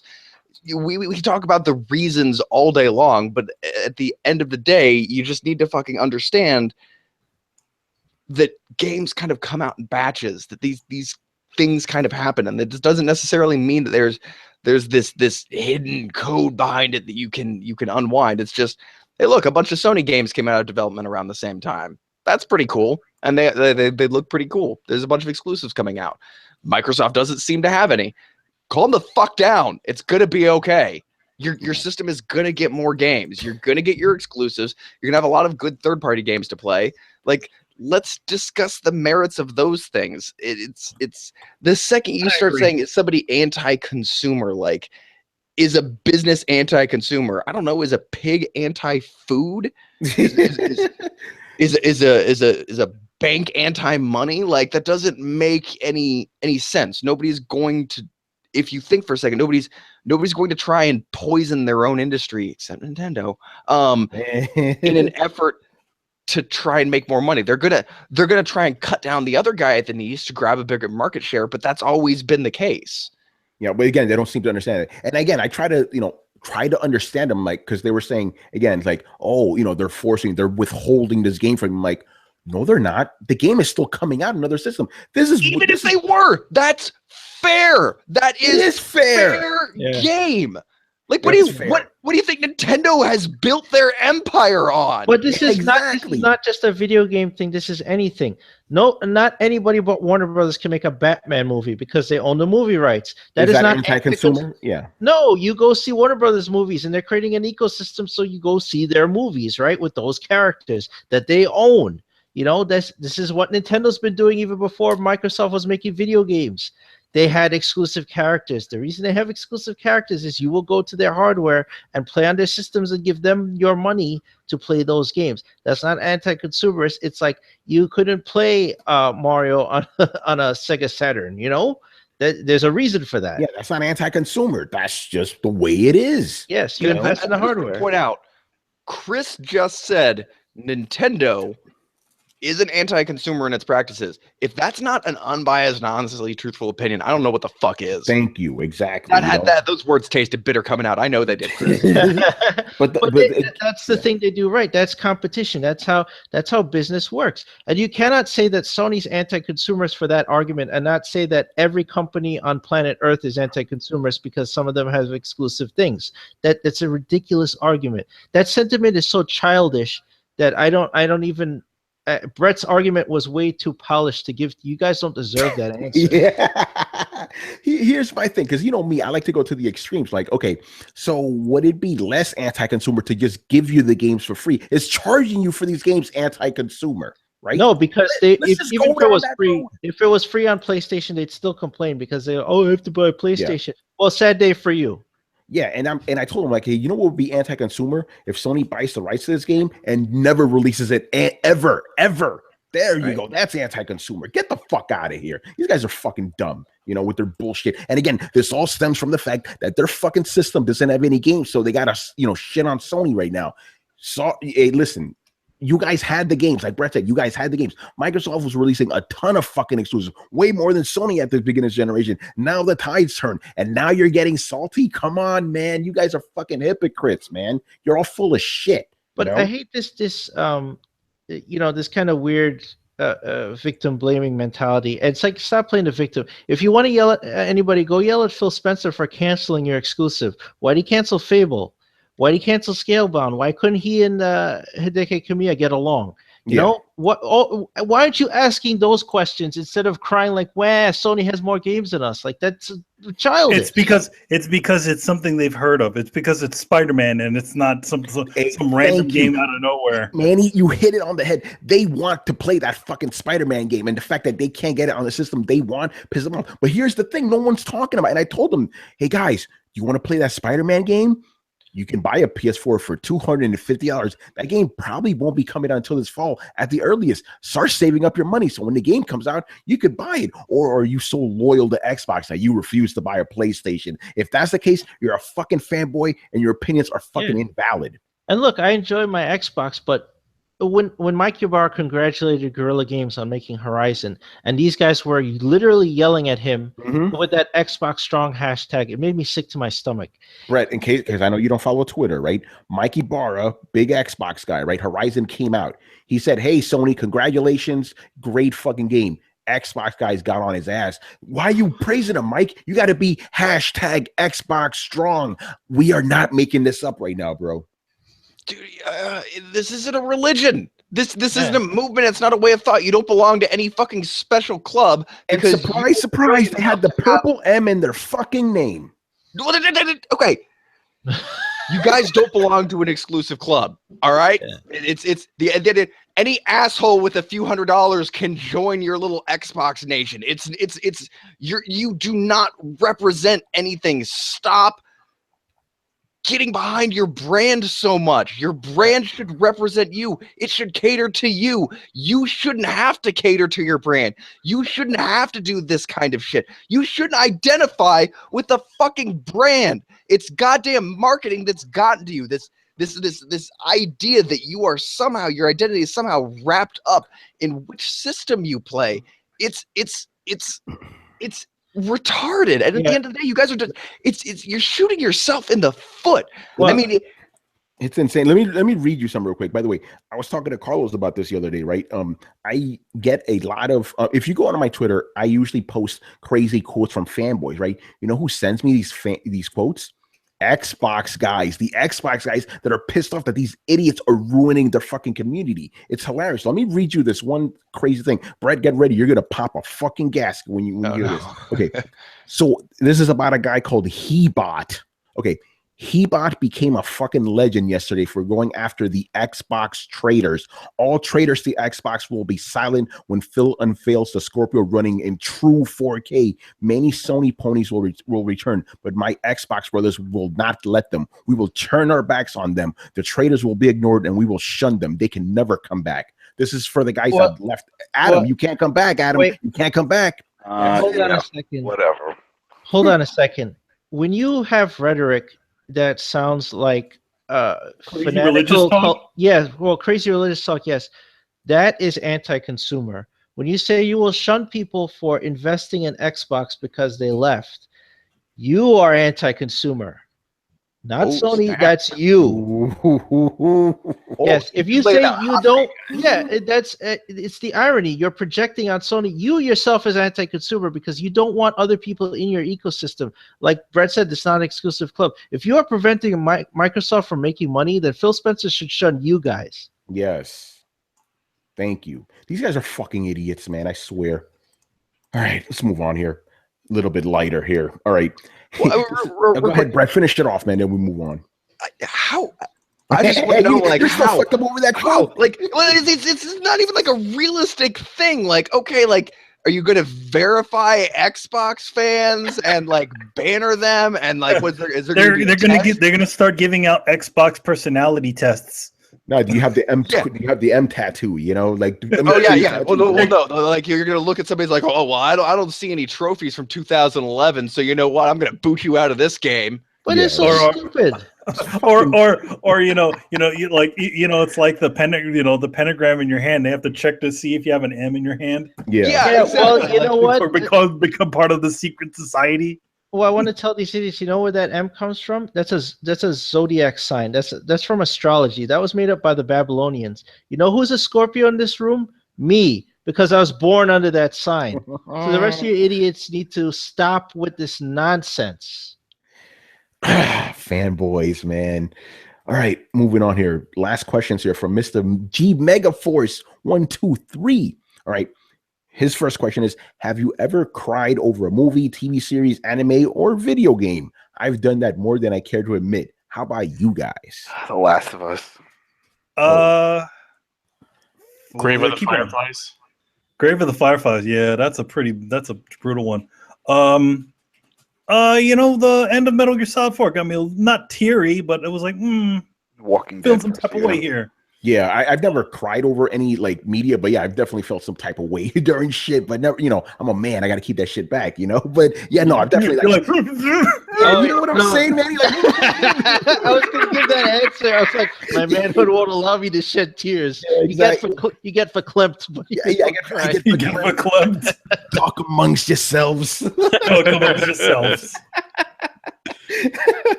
All right, Chris, what about you? No, that's it, man. It's like you want to cry, but it's like, nah, I can't do that. But it's like it's getting me choked up. Yeah, you feel it right there in your throat, but it's like, no, I can't be a pussy right now. Choke that shit back, All right, Carlos, what about you, man? Yeah, man. Grave of the Fireflies is like one of the. Carlos was crying when he saw Moonlight.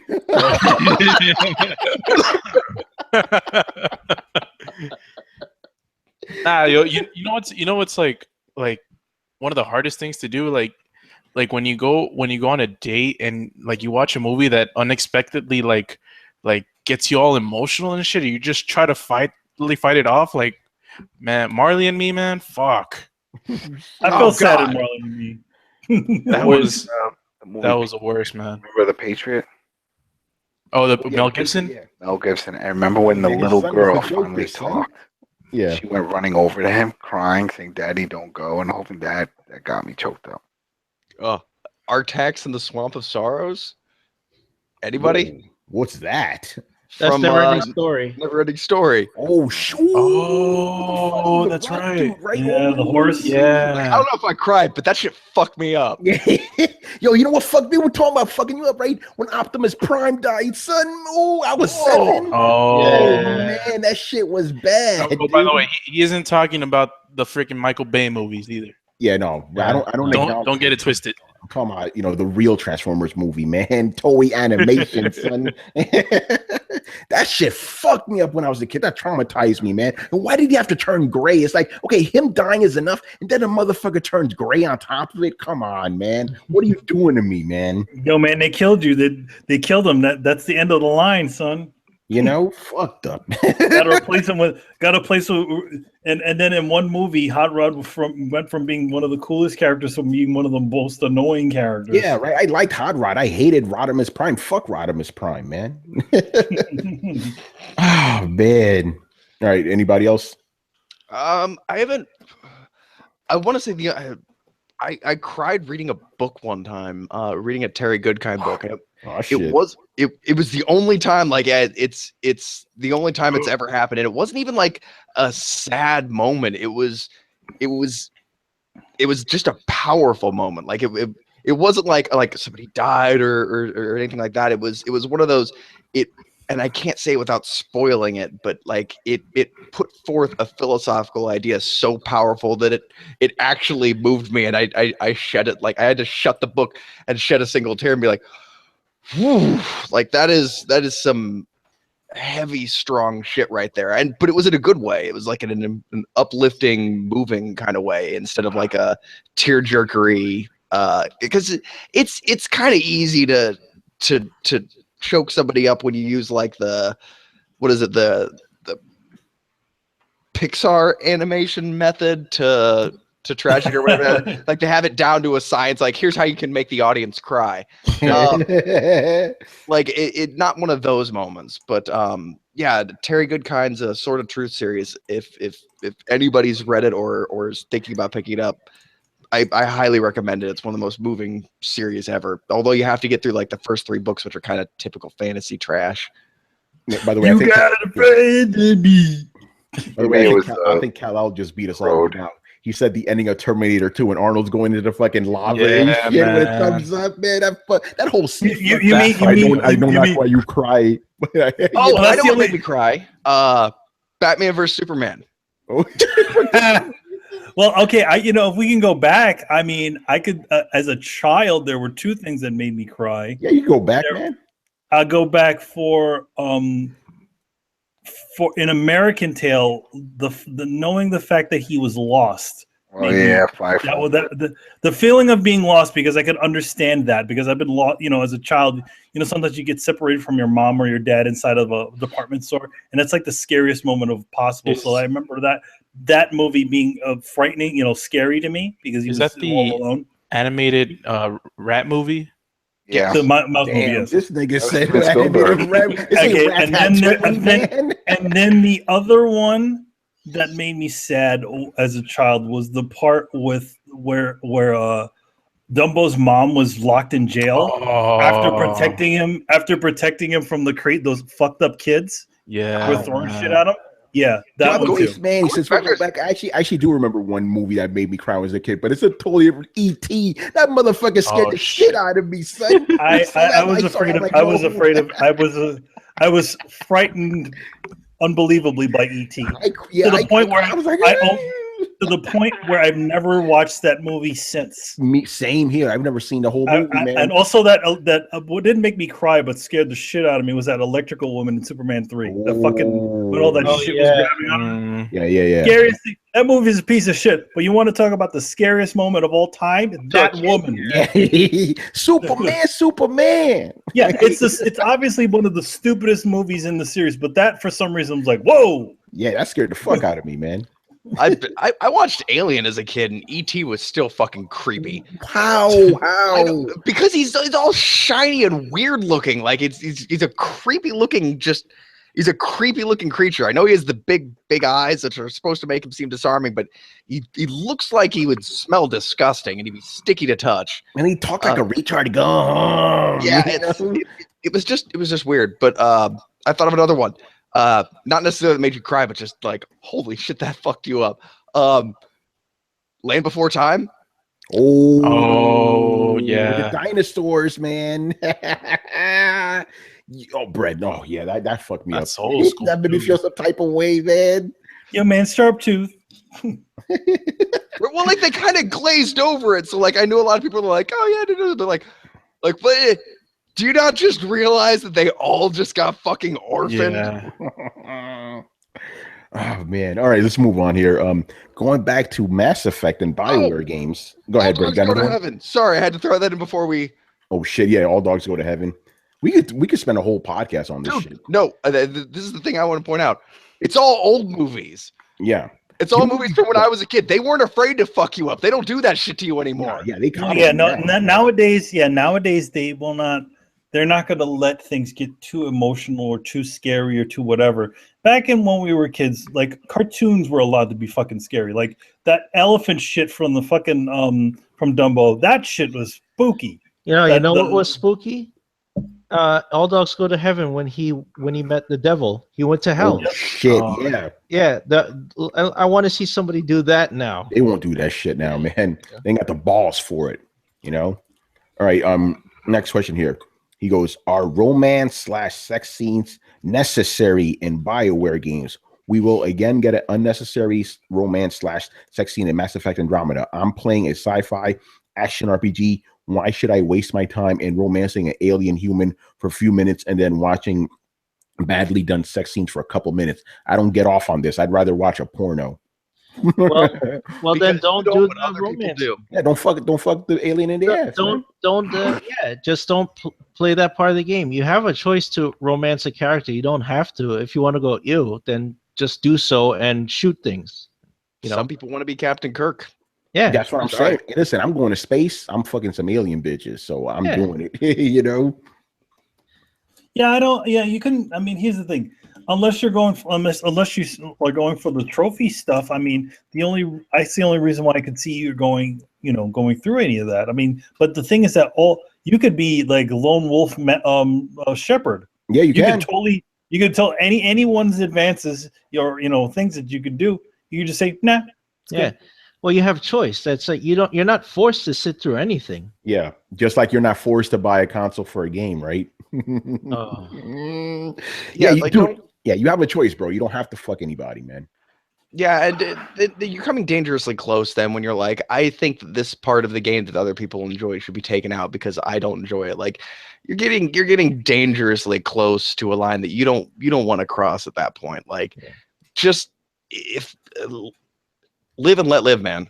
Yeah. I mean, I understand where you could be coming from. Like you don't want the them focusing on that to the detriment of the actual game. And I would absolutely agree there. Like you can't turn the game into a cyber political romance novel because it's kind of turning your back on your fan base. That's not what made the games famous. But on that same hand, like being able to romance a character and build your own interpersonal dramatic story is what the game is about. And that includes who you make friends with, who you make enemies with, who you sleep with. The fact that you refer to it as an action game kind of says to me that you like the action part of the game more. But there's a lot of people who, as far as they're concerned, the shooting stuff is just the filler between the good bits. So this is what they came here for. This is what they bought the game for. They want to build the idea of a character, and the more complete that you can do that, like the happier they are. There's some people that would be happier if Commander Shepard had to eat and take a shit too, because they would think that's immersive. They want to see every aspect of this guy's life, or every aspect of your life being able to be built up. fuck, I'm one of those people. I like survival games. I like the idea that like you have to eat or you have to find these supplies or you like. I find it bullshit that I don't have to fucking refill the goddamn spaceship with fuel or anything. Like it's just all This taken is- care of. This is You have Commander people- Shepard, you have and this is my favorite toilet on the Citadel. Yeah, this is there you go. By the way, Brett, just as something you said, you have a point there because the first Mass Effect game I personally thought was mechanically horrible. I hated playing the game. I felt it was clunky as shit. But I loved the game because of the stories. That kept me going. Seeing the choices I could make, where things go, that kept me going, despite the fact that I thought the game was fucking terrible. Mass Effect 2 obviously had great gameplay, but that first game, if it wasn't for that awesome, like, other shit that's not action, I wouldn't have even touched it. You know, so you have a point there. Not everybody goes into these games just for the action. They go for other things. I go in for the full package, you know? And So you're right about BioWare's that. made their name for building this kind of game. I mean, they kind of nobody else builds a dramatic story game like BioWare does. Yep. It's kind of always been that way. It's what they built. They you go back to KOTOR and it's the exact same thing. They haven't even changed their formula that much, to be honest. So yeah, I guess I've said my piece. All right. Anybody else want to jump in on that? Bring back Jade Empire. Yes. There you go. All right. Last question here for Mr. G Megforce. This is a very interesting one. He goes, if Superman were to exist, would he be loved or hated? I recently rewatched Batman versus Superman. I despise that movie, but it did bring up a thought-provoking question. Must there be a Superman? How would he be viewed if he existed in today's world? I have no faith in humanity whatsoever, and I have not a single doubt that he would be hated by the majority of the world. Humanity is too stupid, too ignorant, too hateful, too selfish, and too self-defeating to realize and appreciate who Kal-El is and the good he would do for the world. Humanity doesn't deserve Superman. He is too good for us. There was a comic book called that too. Must there be a Superman? By the way, the things he's asking is something I was hoping Batman versus Superman was going to address, and it totally didn't. And that in line was one of the things that I was hoping that they would go with. Like, I felt like that whole dynamic with the other guy and the trial and all that stuff was good stuff. You know, essentially Superman somehow answering for the things that happened in the previous movie. But then it kind of got all muddled up because it had to be a Batman Superman movie. Yeah. I think yeah, go ahead, Brett. Well, I don't think Superman could exist in the real world. I mean, like let's be honest. The question is, if an actual Superman with those powers actually No. That's what I'm saying. He would immediately be conscripted by a government. It wouldn't be because like here's how Superman would really go down. The first time Superman or a Superman showed his powers, the U.S. government would find out. They'd track down his secret identity. The NSA would key in on like keyword conversations and phone calls. They'd find his parents. They'd immediately go to him and say, hey, you and everybody, if you don't work for us, everybody you love either gets executed or deported. Like they would pull some shady shit and he would be pulled into war. I mean, that's it would be an inevitability. Like, yeah, I'm gonna go back even further, and I don't disagree with you, but I'm gonna go back even further, and I know you're gonna follow me on this one. This is what would happen. Superman would probably be detected by whatever country he so happens to land in, right? Let's say America. They find the pod and find out, hey, this kid has a lot of powers. We're going to raise him. He's going to be our soldier. So I think it would capture him even before that. It's like Superman Red Son, Brett. Remember when he landed in the Soviet Union? Mm-hmm. They figured that shit. It's like, okay, he's going to work for us now. The same thing would happen. Wasn't in Squadron Supreme, wasn't that what's that character's name? Hyperion, right? Hyperion, wasn't that it? They found him and the government raised him and just fed him propaganda, like anti-Chinese, anti-communist propaganda, so that he would fight them. Yeah, so that's what would happen. So basically, the people who Superman served would probably love him. Everybody else would hate him, you know? Kind of like America. Everybody hates us now, you know? So yeah, whatever country he so happens to land in, you know? Yeah, so there would be pro-Superman propaganda in that country. Yeah. Anti-Superman propaganda everywhere else. I mean, fuck. People of North Korea love Kim Jong-il. Yeah, exactly. He's their Superman, you know? But maybe like Red Son, Superman might go, these humans aren't really doing shit right. I'm going to take over the world. Or I can't believe I forget which movie it was. The alternate timeline DC movie where Superman is essentially just chained up and being harnessed for his power. Oh, yeah, that's right. I'm forgetting the name. Flashpoint. Yes, Flashpoint. Yeah. Flashpoint would happen pretty much. Yeah, they just chain up. Like, oh, yeah, you're right, because that could be the other alternative. We can't control this guy, so we're just gonna lock his ass up. Oh, well, they'd lock his ass up and they'd experiment on him like a motherfucker. Yeah, so that's what would happen to Superman. You know, because again, you know, he's trying to say, what if Superman existed? But that version of Superman could not exist in the real world. The government would take him in somehow. You know, either through extortion or from birth. You know, but for the same reasons, humanity's not good enough. Humanity can't birth a Superman.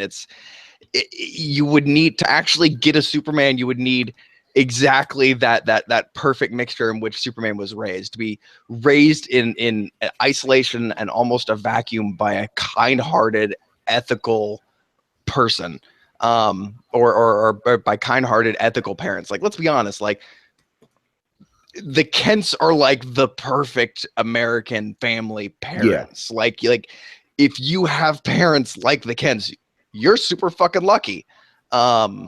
Most people don't get that kind of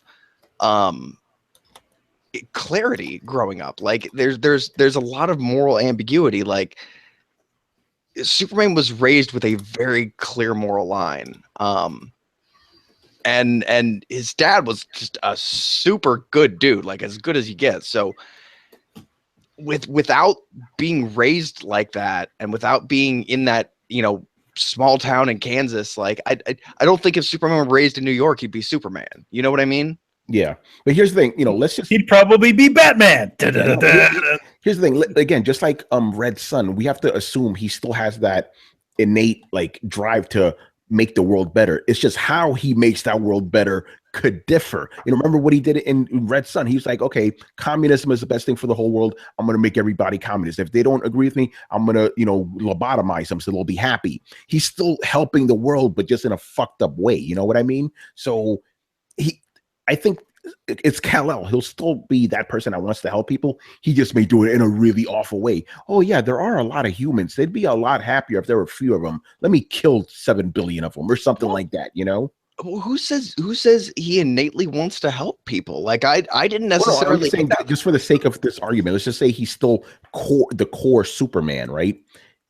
Are we taking Red Sun as canon though? Because Red Sun, like, I don't think it was that he wanted to help people, especially towards the end. It was that, you know, I'm the power here. I'm Superman. Yeah. Well, the reason I'm using Red Sun is because what I liked about the story is like, oh shit, he's still the same Superman. It's just because he was raised different, he's trying to help the world differently, you know, just make everybody communist, you know. So that's what I took from it. And then at the end of the story, obviously, he was like, shit, I'm like holding humanity back. I should leave. You know, but you're right. Maybe he could be raised so differently. He was like, nope, I'm killing this whole fucking planet. He could be that extreme too, you know?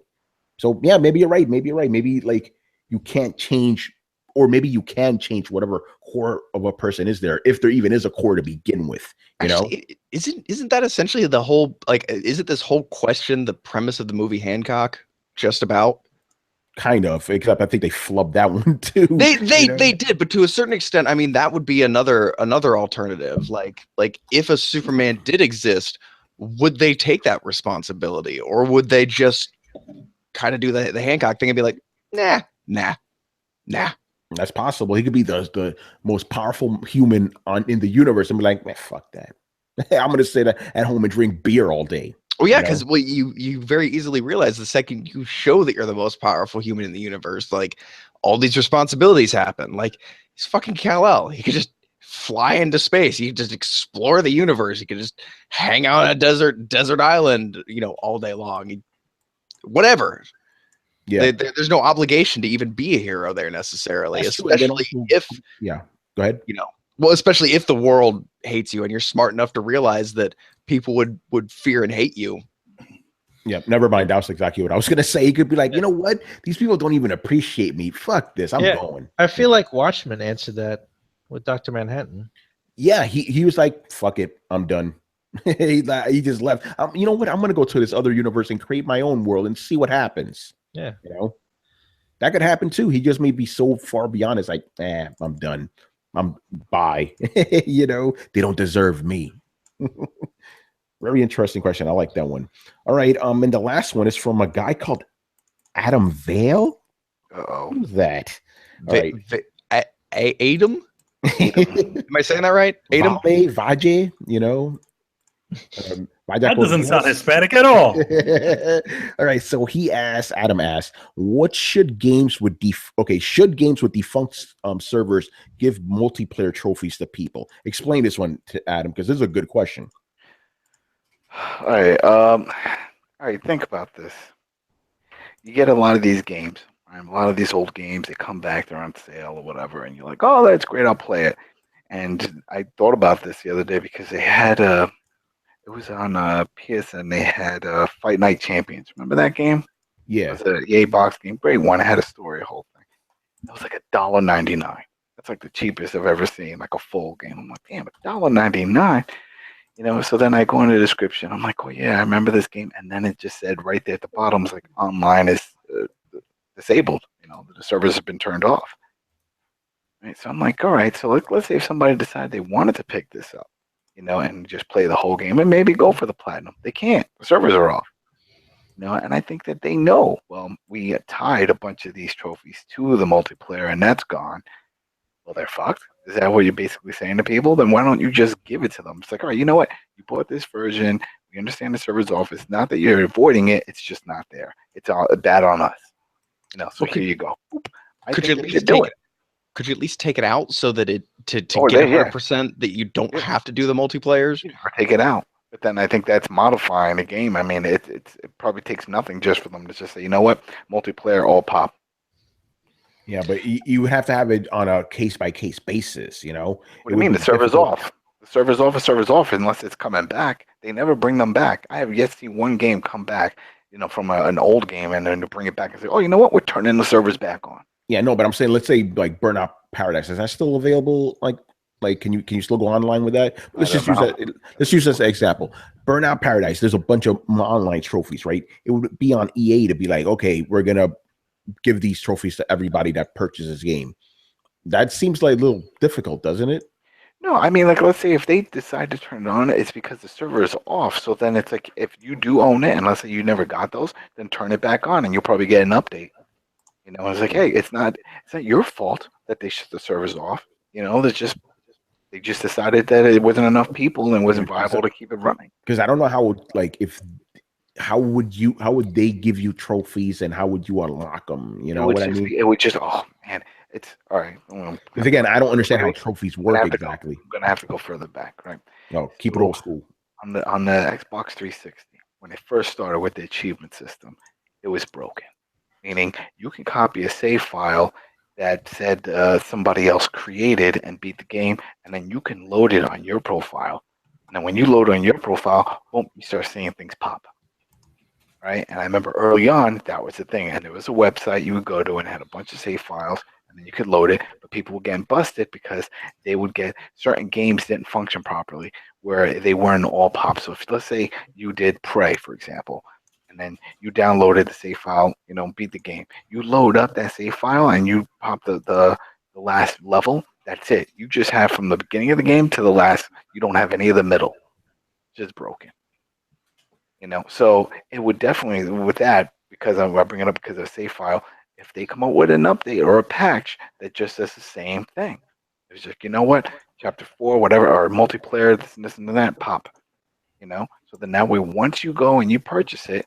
Right? Or let's say somebody decides to go back and play the game. It's like, damn, the multiplayer is off. Well, it doesn't matter because they're going to see an update. And then once they log in, those things are going to pop because the game is going to read it, the update file, and realize it from the script. It's like, oh, multiplayer has been disabled, server's been disabled, pop trophies. Yeah, I don't think they should give the trophies personally. I think that kind of takes away from the people that like I don't know, it's kind of a badge of honor, especially with an old game, to be like, you know, I have these multiplayer trophies back from like 2010. But what if you wanted to go to, let's say you didn't have it, you never had that game? Well, I think that they should take it out. I think that they should essentially modify it so that, you know, it's not needed to 100% the game. And that if you do have it, you put some special icon on it that, you know, it's you know, like an extra credit trophy kind of thing. Like, you know, so if you did get 100% and the multiplayer stuff, you actually show like 110%. I just feel like people would get their panties in a twist. And to a certain extent, I would too. Like, even like I don't really plat games. I don't have time most of the time. So like if I just popped on and got a free platinum, like if I only have like 4 platinums, you wouldn't get a free platinum for it. You would just get whatever multiplayer trophies. That's it. That's platinum. Yeah. Because the servers are off. As a guy who has gotten multiplayer trophies, I'd be all for that. Like, yeah, give these guys a fucking shot here. Man, what if you could buy those trophies with in-game coins? Oh. Yeah, that's the same. I mean, it's the same sort of somewhat the same sort of question.